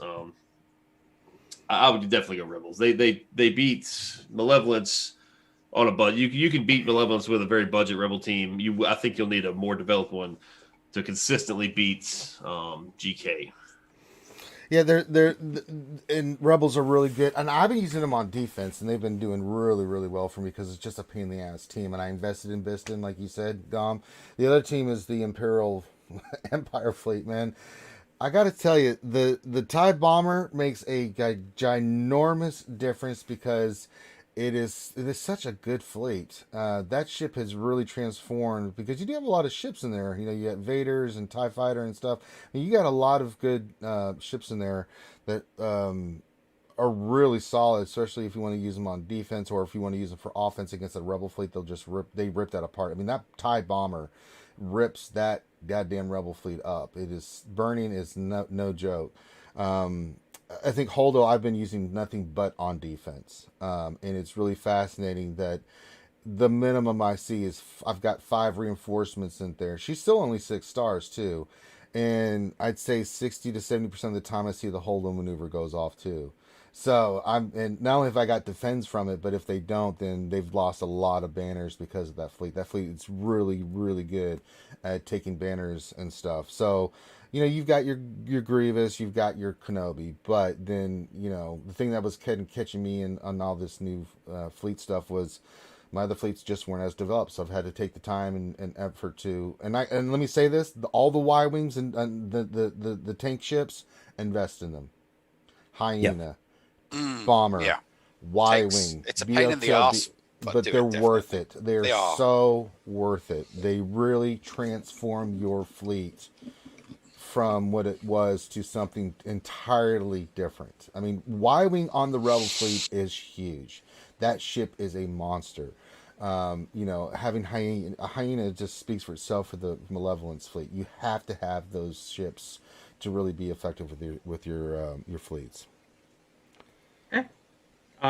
Next question here for Nev. Question from What Else 73, and the question is: do you think they need to revisit the excessively ridiculous dodge mechanic that might be quote unquote 20%, but really means the AI will dodge 90% of the time and you get hosed? No.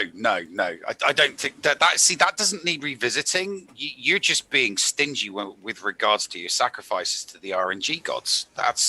Hey, you know what? That's your problem. That's between you and RNGesus. But it's AI. It's just RNG dependent.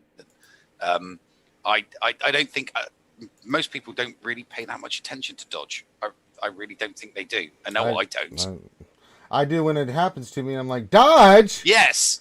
I mean, everybody cares about it, and then when it's dodge, you're like, why RNGesus? Why? Why would you do this to me? They don't even have defense. They have no defense. Why? Exactly. God, they don't even have evasion. Their evasion's negative, and I still gotta dodge. Why? Exactly. Why? There's recollection bias too, right? You always remember the time where it dodges at the most inopportune time. You could be hitting every single time through the entire match, but you will remember that time where you're going in for the killing blow, there is a dodge, and you will be convinced that it's a 50% dodge rate. Yeah. No, I mean, it happens in Fleet Arena at the start of every battle. You're there with your Malevolence, and you're there with your Vulture Droid, and you fire the Buzz Droids at Anakin, and you're like, you're so getting Buzz Droid, and I'm getting the buff immunity, and then he dodges, and you're like, It totally screws up your kill. You're like, crap. Yeah. That wasn't supposed to happen. I don't know what I'm. And then you're like, crap. What do I do now? What are you supposed to do, guys? Help me. And you're just looking around everywhere. It's like, what's Malevolence supposed to do if Anakin dodges the buzz droid? What do I do? Who do I attack next with? Yeah, and it does. That sometimes one single dodge just completely throws you. It does. It can throw you for a loop, and you're like, okay, so Bosk. How is Bosk dodging a stun? No. So yeah, but it adds interest to it. So let's not. I mean, one dodge or two dodges here and there, we know it's rare, and we know it's because RNGesus hates us. Don't make them change RNGesus. Having to sacrifice to the RNG gods and pray to RNGesus every now and then makes it fun, Yeah. So let's not. And they've gotten rid of the dodge meta. Don't forget, Maul and Old Ben are no longer meta. God. Let's not go back to those. That was to be fair, there's other games out there as well that we play where dodge is just so much worse than heroes. Let's be honest. Yeah. So no, I wouldn't be too concerned about the dodge mechanic in heroes. There are other games that dodge is a lot worse. It really is. So I wouldn't be too concerned. I blame Finn. So next question here. We'll go around the corn for a couple of these after, but let me ask Heinzie this one. So sure. Heinzie, question from Epic Fails. Hey, Epic. For new players, is Empire and Troopers with Piet the best, as R2 has no level cap to get as well? Oh, I love Piet. I'm having so much fun with Piet. I've got him at Relic 5, I think now. He's just awesome. Really, really fun to play. Piet is a gun. Great with Empire. Fantastic with Vader as well. Really good combination. Don't hold back on Piet. I'm farming my troopers at the moment, and I'm having a ball. I'm farming those bad boys. So yeah. Piet is definitely, really giving him a massive boost. Okay. Let's go 2 around the corn questions here. So first one, we'll start with Gom and then work down. So Gom, question to you around the corn from Kusman Gilo.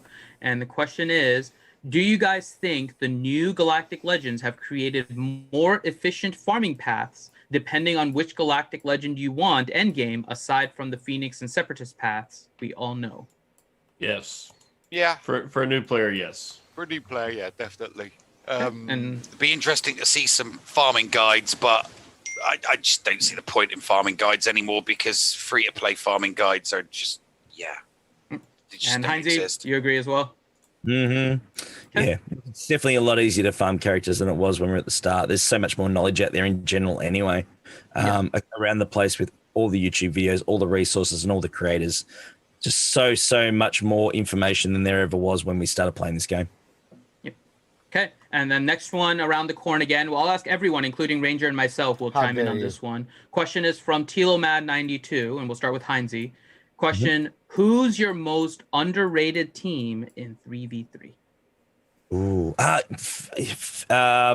Resistance with the vets. They've caught a few out from time to time. I had a drop again the other day. I've been running, I think, old school Finn lead with Vet Han and Vet Chewie because you got to relic them up for Ray anyway. They can go a bit beast mode. You can certainly get caught out on them. That's one that's quite surprising. Another good underrated one that I believe is actually of all characters, Embo in a bounty hunter's squad. I've got him at Relic 7 and he hits like a bloody truck. He's a lot of fun too. So definitely an underrated character. Okay. Now Nev, most underrated 3v3. Yeah, my most underrated 3v3 is probably my Chief Chirper, low grade C3PO squad that just, it's a nest trap. It's beautiful. It's absolutely beautiful. People see that and they go, oh yeah, that's 3 Ewoks. It's 2 Ewoks and a C3PO. Yeah, my nest's just going to chew through that. Any other team can chew through it. Yeah, very, very easily because it's got no bite at all, but it's designed to trap people into wasting their nest on it, getting you a hold. And sometimes that's all you need is one hold. And then you get to one-shot your opponent, and that's what it is. And yeah, that's the way it is. That's what it is. So yeah, that most underrated team, definitely, as far as I'm concerned. That team gets me holds 50% of the time. So yeah, there you go. Nice. Gom, how about you? Anything with Chupio, like any sort of combination with the droids, the weird droids that are kind of left over, like 3PO, Chopper, R2, Chupio, any sort of combination with Chupio. You can throw like an old Ben lead Chupio, 3PO, or you could do, hell, you don't even need a leadership. I think Zareth and I saw him run like 3PO, Chupio, and like BB-8.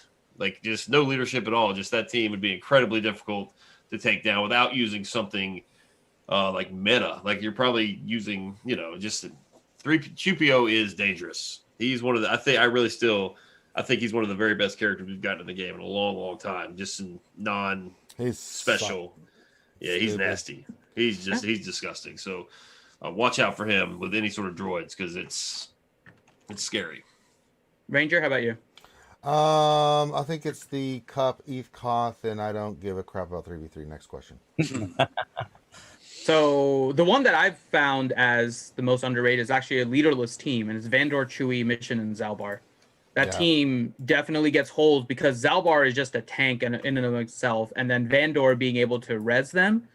It is a team that you look at and you're like, there's no leader. Oh, somebody put Vandor Chewie as the leader, ha ha ha, and then you don't get through that team.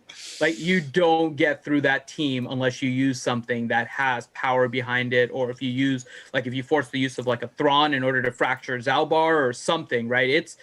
It requires you to not doubt it. It needs to take it seriously. It needs oomph. Yeah, it needs oomph to get to Zalbar. Because most people would be like, you made the mistake. Why haven't they led with Karth or Kira? Because people expect to see Zalbar a mission with Karth or with Kira, and then it's like, I know what to do against those teams with Karth. So that's all you're trying to do is trap people. Exactly. It's a trap. Yep. It's a trap. It's a trap. That's a trap.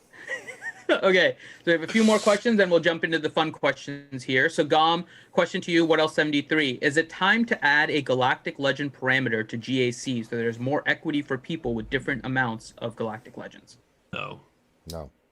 Okay. That's half the. I mean, if they start tinkering with that, then people are gonna, there's no incentive for people to chase Galactic Legends. You know what I mean? So it'd be nice, but is it realistic? Probably not, because it's going to affect their bottom line, I think.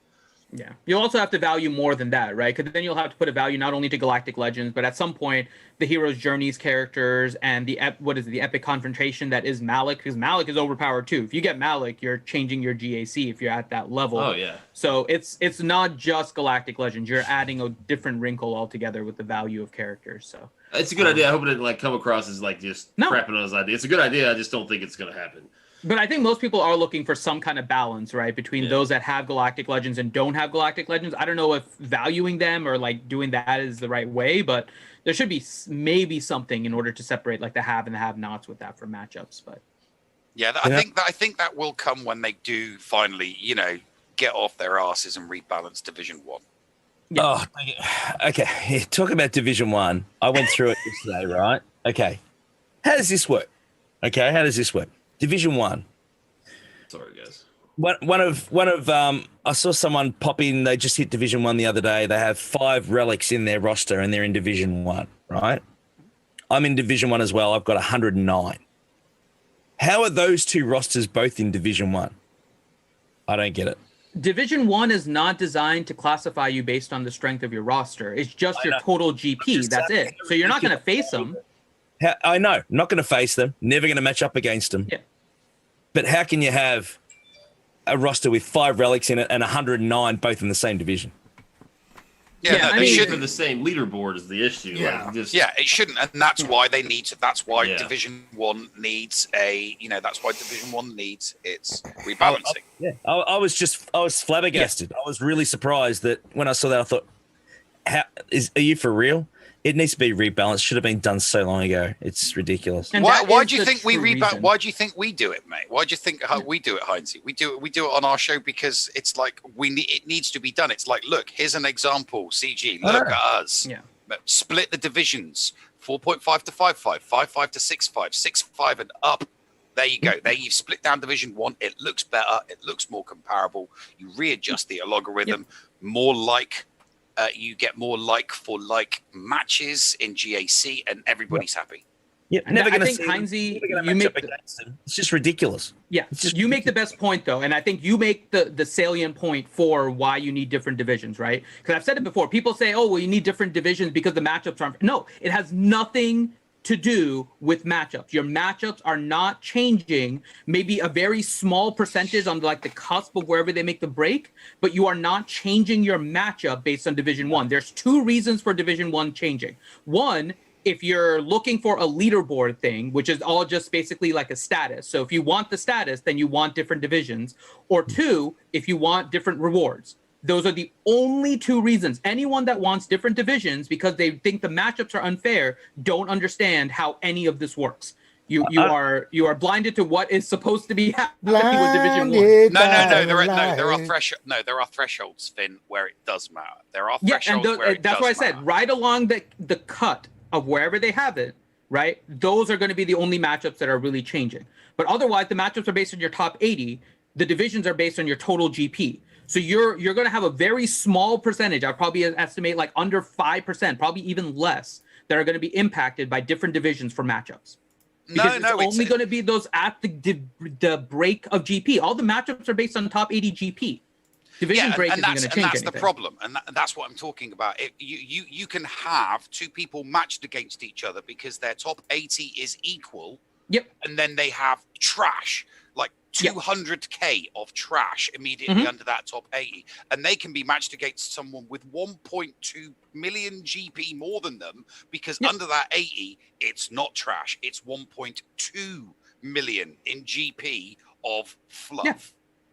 So unless you're right along that cut, it's not going to make a difference. Is my point. It's only those right at the cut. The same way people are trying to take advantage of like the Division 2 to Division 1 cut, right? It's going to be the exact same thing at every other division break. It's only going to be a small percentage. Most people are going to be facing the same people in general, and it's not going to change that much. So, but again, I don't give a stuff about more rewards or whatever else. It's just visually, it's ridiculous to have that same type of roster in that same bracket with, at that level. It seems ridiculous to me, considering how important GAC is to the game. I mean, it is what a lot of people are still playing this game for, the only thing that, some people are still playing this game for. Absolutely. And couldn't agree with you more, to not really put any resource or thought into maybe adjusting that after all this time of playing this type of game. I just see it. It's just bizarre. It's bizarre. Well, they touted it as this is the way to find the best player of the game. That's the way it was advertised pre-release. Yeah. And I'm sorry if the guy in first place, and I'm sure he's a great player. We'll take I don't know, just whoever the consistent top 5 players in the leaderboard. They're fantastic players, but I would kick the shit out of them because I have 3. You know what I'm saying? It's weird to that sounds nasty, but like it's weird to compare. No, you're right. Like, I don't personally care about. I just, the way I play, I'll never make a leaderboard anyway. That doesn't matter. But I can see like some of the really high spending players, like in the 8 million plus, like they're super competitive. These are the guys in the biggest skills in the game, and I'm sure they would love to have a leaderboard of their own. Because I mean, they'll never make it because they're fighting each other time and time and time again. I mean, the big rosters. It'd be interesting to see like a 7-8 million plus kind of leaderboard where people are getting top 50 with, losing 2-3 times. Like, I think that would be really interesting and make it a lot more fun and engaging for the bigger players. We've seen, for instance, perfect example is, Jedi Master Adustra. She's gone up against Mole Pills, I think, 3 times in the last 3 series of GACs, 3 or 4 times, consistently playing the same people. So, there needs to be an adjustment from a leaderboard perspective sooner rather than later. It's just bizarre that there's that difference in the one division. It's just strange. Okay. Right. Next question here for Nev. Question from Stu Johnson. Do you think they'll ever bring the bounty hunter dirge into the game?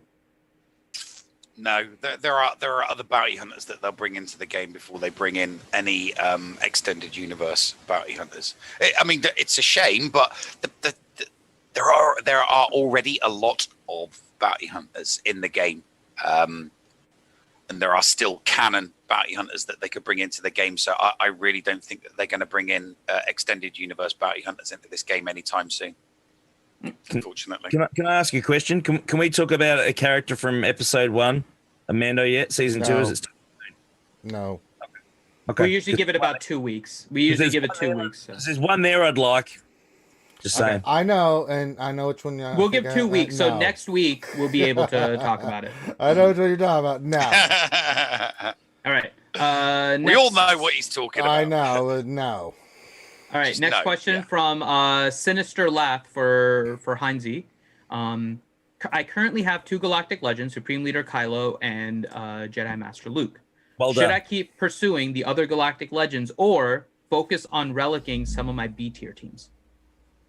Nah, keep going off the Legends, because over time you'll be bringing those characters up anyway.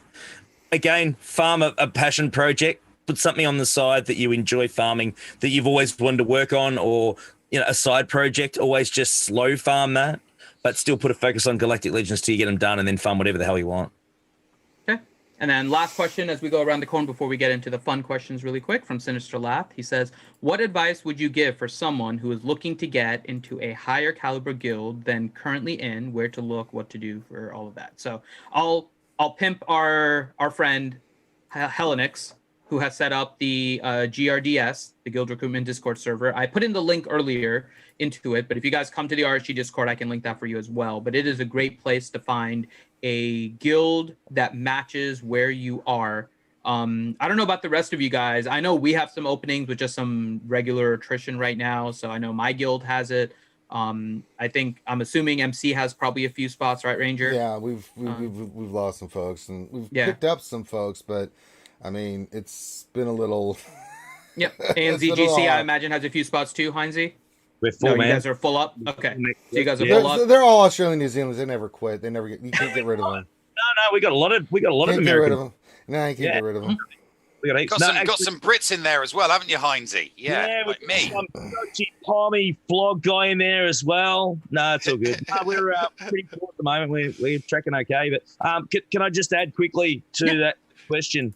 If there's a particular guild that you're looking at wanting to get into, reach out to someone there, whether it's a leader or an officer or someone out there, and just communicate and say, look, I'm looking at, coming into your guild. I want to play at your level. You may not be ready, and that's fine. Don't take it as a slight, but ask them what you can do to be ready. So ask them what they think you need to focus on, and say, okay, I need you to work on this. I need you to increase so many mods for this. I need you to unlock these characters, because quite often for the higher performing guilds, there's a minimum requirement before you're even considered. And that's just because you're actually disadvantaging the guild by not having those mods or those characters. So, yeah, if there's somewhere that you want to go, just reach out and say, look, I'm looking at, do you think I'm a good fit for you guys or not? If not, then what do I need to do? It's pretty simple. There is one shortcut to getting. There's only one shortcut to getting into a guild above your GP, threshold.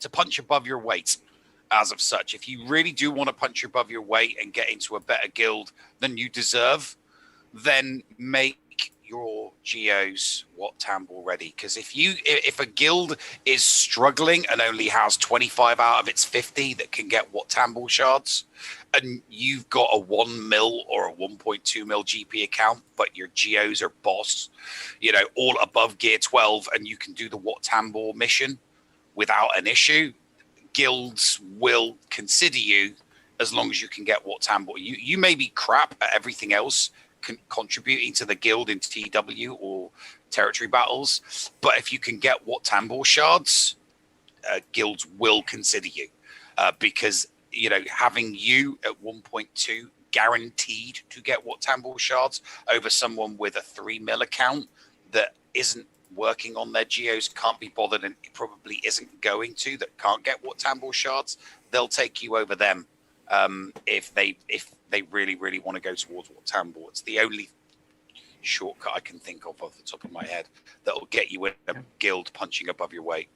And I'll say right now, with where the game is, there's a lot of higher level guilds that may be bringing in people below their average level, just because they're looking to fill spots. They're looking for those 600. So if you're looking for a spot, now is a good time, because usually what happens, just as an FYI, let's suppose they bring out a raid in November. That's when you get people shifting guilds, right? They're looking for guilds that have more progress, and then you'll actually be getting people that are going to be higher right? So now is a great time to try and find yourself a guild where maybe even if you're shooting a little bit higher than what you normally would be able to get into, now is a good time to do all of that. So definitely check out the GRDS. You can ask on the in the RSG Discord as well.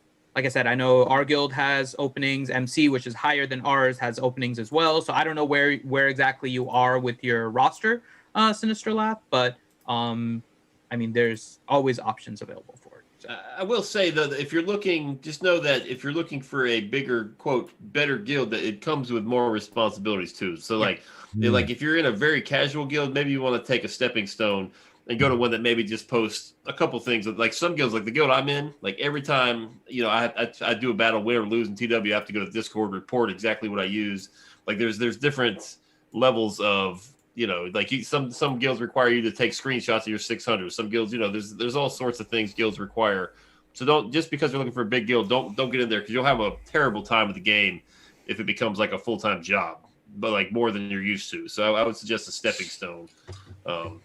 Yeah, because doing nothing to doing tons of activities on Discord and reporting this and all this other stuff, that can be overwhelming if you go from nothing to a whole bunch. So, yeah. Just be like me, playing Finn. Yeah. Let's So wrap let's this get up. to the Yeah, get fun ready for questions some here really quick. yeah, get time for some GAC action, and then I get to All right. work on the hill the rest of the day. Okay, so quick fun questions here. Epic fails. Question for Ranger. Wednesday, you told me to punch my balls instead of getting a Galactic Legend. Can I stop now? No. Okay. The Nightmare. Question. I saw a quote-unquote content creator sloppy drunk playing SWGOH last night. What kind of example is that for kids or really anyone that played this game and are watching his live stream? It was me. Grid was so much worse than you. He was worse than me. He was smashed. Hey, I've never said I was a good example to kids. I'm just saying. He did. That's an actual factual statement. You know what? If you want to watch me, it even comes with a warning at the start. It says I've got a note on there saying that, you know, this ain't suitable for, you know, it's only for mature audiences. So can't do more than that. You hit the button. It's your own fault. 100%. All right. You've done that yourself, Anakin. Question. Log into the game, push buttons, and things happen. Am I playing this game right? Yep. Yes, you've won. Yes. You've won life. You've won. Yay. We had a whole topic about how we just try to push the auto button through marquee. So yes, you're doing it right. Next question, Gab P. Is it okay to have tacos on a Saturday? Is it okay to have Greek-style lamb tacos? Feeling Maverick today, not a Tuesday, making tacos. Isn't Greek-style lamb tacos basically a gyro? Gyro, man. Gyros. I am American. I am saying gyro. Hey, man, I'll take one of them gyros with that I'll taco. tell you what, Take one of those I'll take gyros. offense. I'll take a gyro. offense. The way Finn be saying them gyros. God damn it, it's gyro, you son of a bitch. Oh my god, dude! I'm Australian. Even I know that shit's not right. We don't care. We don't quite like your kind around here, Yeah. you Aussie We don't Canadian take bastard. kindly to your It's a gyro. kind calling them gyros. Dude, like seriously, The dude. gyro. Embrace the gyro. No, You know, It's called- you know, if you add scope after it, there is a gyroscope. It's not a gyroscope. Oh, get out of here with that. That's Throw right. that It's out a We gyro. apologize to our It's a, Mediterranean viewers. listen here. It's a gyro. For this conversation. G-U-Y row. Yeah. He's gonna come after you, brother, later on. I'll tell you what. Oh, That's I know gonna he is. I know he is. So just for it again, I'm gonna say gyro once again. All right. So what else 73 question? This was earlier, I think at the start of it. What else 73? Who the hell are you, Finn? And what have you done with CG Finn? When I was talking about the fact that I was skeptical about all the packs and stuff. Hey, I have said it before. I try to be as objective as possible when I look at everything in the game. A lot of times, if everything seems negative, sometimes there's some good stuff that needs to be pointed out. Same thing as right now. Even if everything looks good, there's some things that you have to bring to attention, right? Like, again, the pack went down from $19.99 to $9.99. They got rid of the crystals. They should have never added the crystals in the first place, right? Not something to forget. It's to give them credit for the fact that they did finally realize that that is a bad decision, and they did this with Quill. But is it temporary or is it permanent? All right, That's what we'll have to see. We don't need to rehash it, Finn. All right, calm down, little I guy. know. No, well, I'm saying because the question is coming now from the beginning. Eat some fruit snacks. Yeah, I'm out of fruit snacks. I'm out of fruit snacks. I'm waiting for the delivery. I'm waiting for the delivery. Oh God, you're out of fruit snacks. Holy I'm out of fruit snacks. That's really why Finn's grumpy. It's because that's why CG Finn is not here. The fruit snacks are currently mailed. All right. Tarsign 1972 question: is Nick Tolte in Gom's background, or is Gom? Or is that what Gom looks like after a night in the town? That's what I look like there. That's actually a picture of me immediately following one of Heinz's streams. But that was that's I was going to say, I reckon I've seen that exact look once in a while on Jedi Academy in the mornings, brother. I'm not going to lie. This is what I normally look like when my camera's off, guys. You look at it with the hat off. I'm just saying sometimes you popped in here, man. You've been a bit rusty. Not going to lie. Thanks, fella.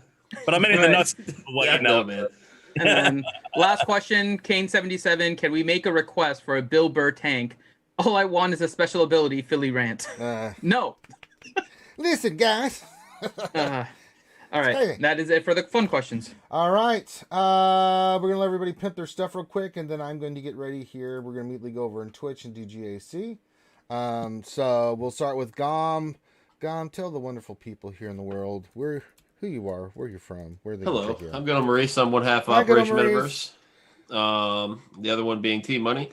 We stream Thursday nights. We missed last Thursday. That was 100% my fault. She was sick, and I offered to help. I know you did. I know both of you guys did. And I took a nap because I was a little tired, and I woke up at midnight. That was 100% my fault. But I'm talking. We're gonna try to do a makeup sometime this weekend. If she can't make it, with some other people, I'll be streaming on Twitch periodically throughout the week too. I started going over there. Some point today I'll do Grand Arena. I don't know when. Who knows? But yeah, so check us out. You can also check Ranger and I. We join Remote Azob on Sunday night for his live stream over on the Remote Azob channel. It's interesting. You don't want to miss it because Ramon will inevitably say something inappropriate every week. So it's always a good time. If you do come and watch, though, please, whatever you do not mention the New York Giants in the chat. God, please don't. Ranger and I thank you ahead of time. Yes, please. Just please, God, just don't. Just can't say that enough. All right, Nav, where can folks check you out at, my friend? They can find me on the Escape Pod cast on YouTube and on Twitch. Obviously, do several shows. Talking Mando with Thaddeus on Going Nerdy on Sundays, which is always preceded by a live watch party, so no spoilers. And then on Tuesdays, we do GA Center, which is always fun, talking about all of the content creators, the best of the best, the creme de la creme, and Ranger. Good. Wow. Where we talk about how they compare and how they do. And hey, you know what? Ranger is one of the best 10 statistically top players, content creator wise, in the in the world at the moment. True. So hey, it's true. Finn's there too. It's true. Finn's there too. I mean, don't get that they're in the bottom. They're right at the lower end. I mean, but they're there. They are top 10. So I'm a bottom fluffer. That's where I like to be.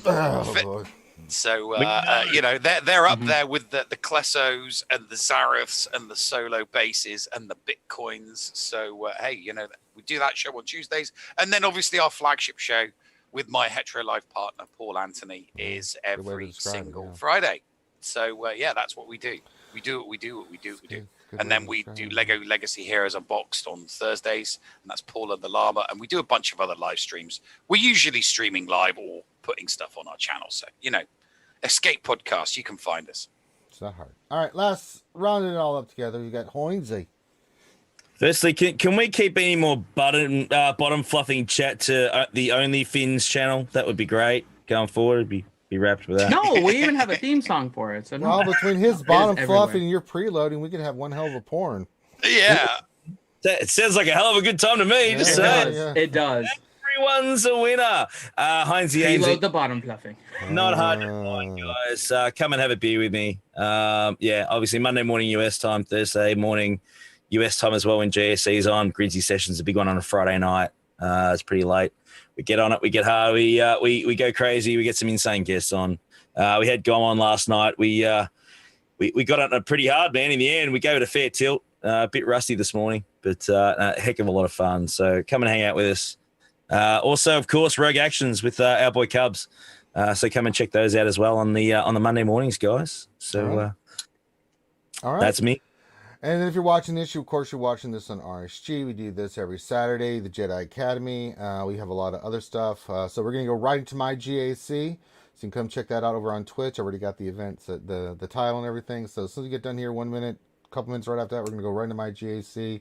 And then, Finn, roughly what time are you thinking about doing your GAC today? I think about 2 o'clock I'll be on my Twitch, Finity RSG. Okay, Finn, you're not doing it on RSG? No, you'll do yours I'll do mine on the Finity RSG one. That's why I've been streaming all my stuff lately. Why? Because I can do experiments there and not ruin the name of RSG with all my insanity. That's true. That's a good call, Finn. That's one of the best goddamn calls you've ever made. All right, so you can check that out on Finity RSG. It should pop up on RSG when he goes live anyway. So if you are subscribed on RSG, then you can go. Should pop that and link that in there. So check that out.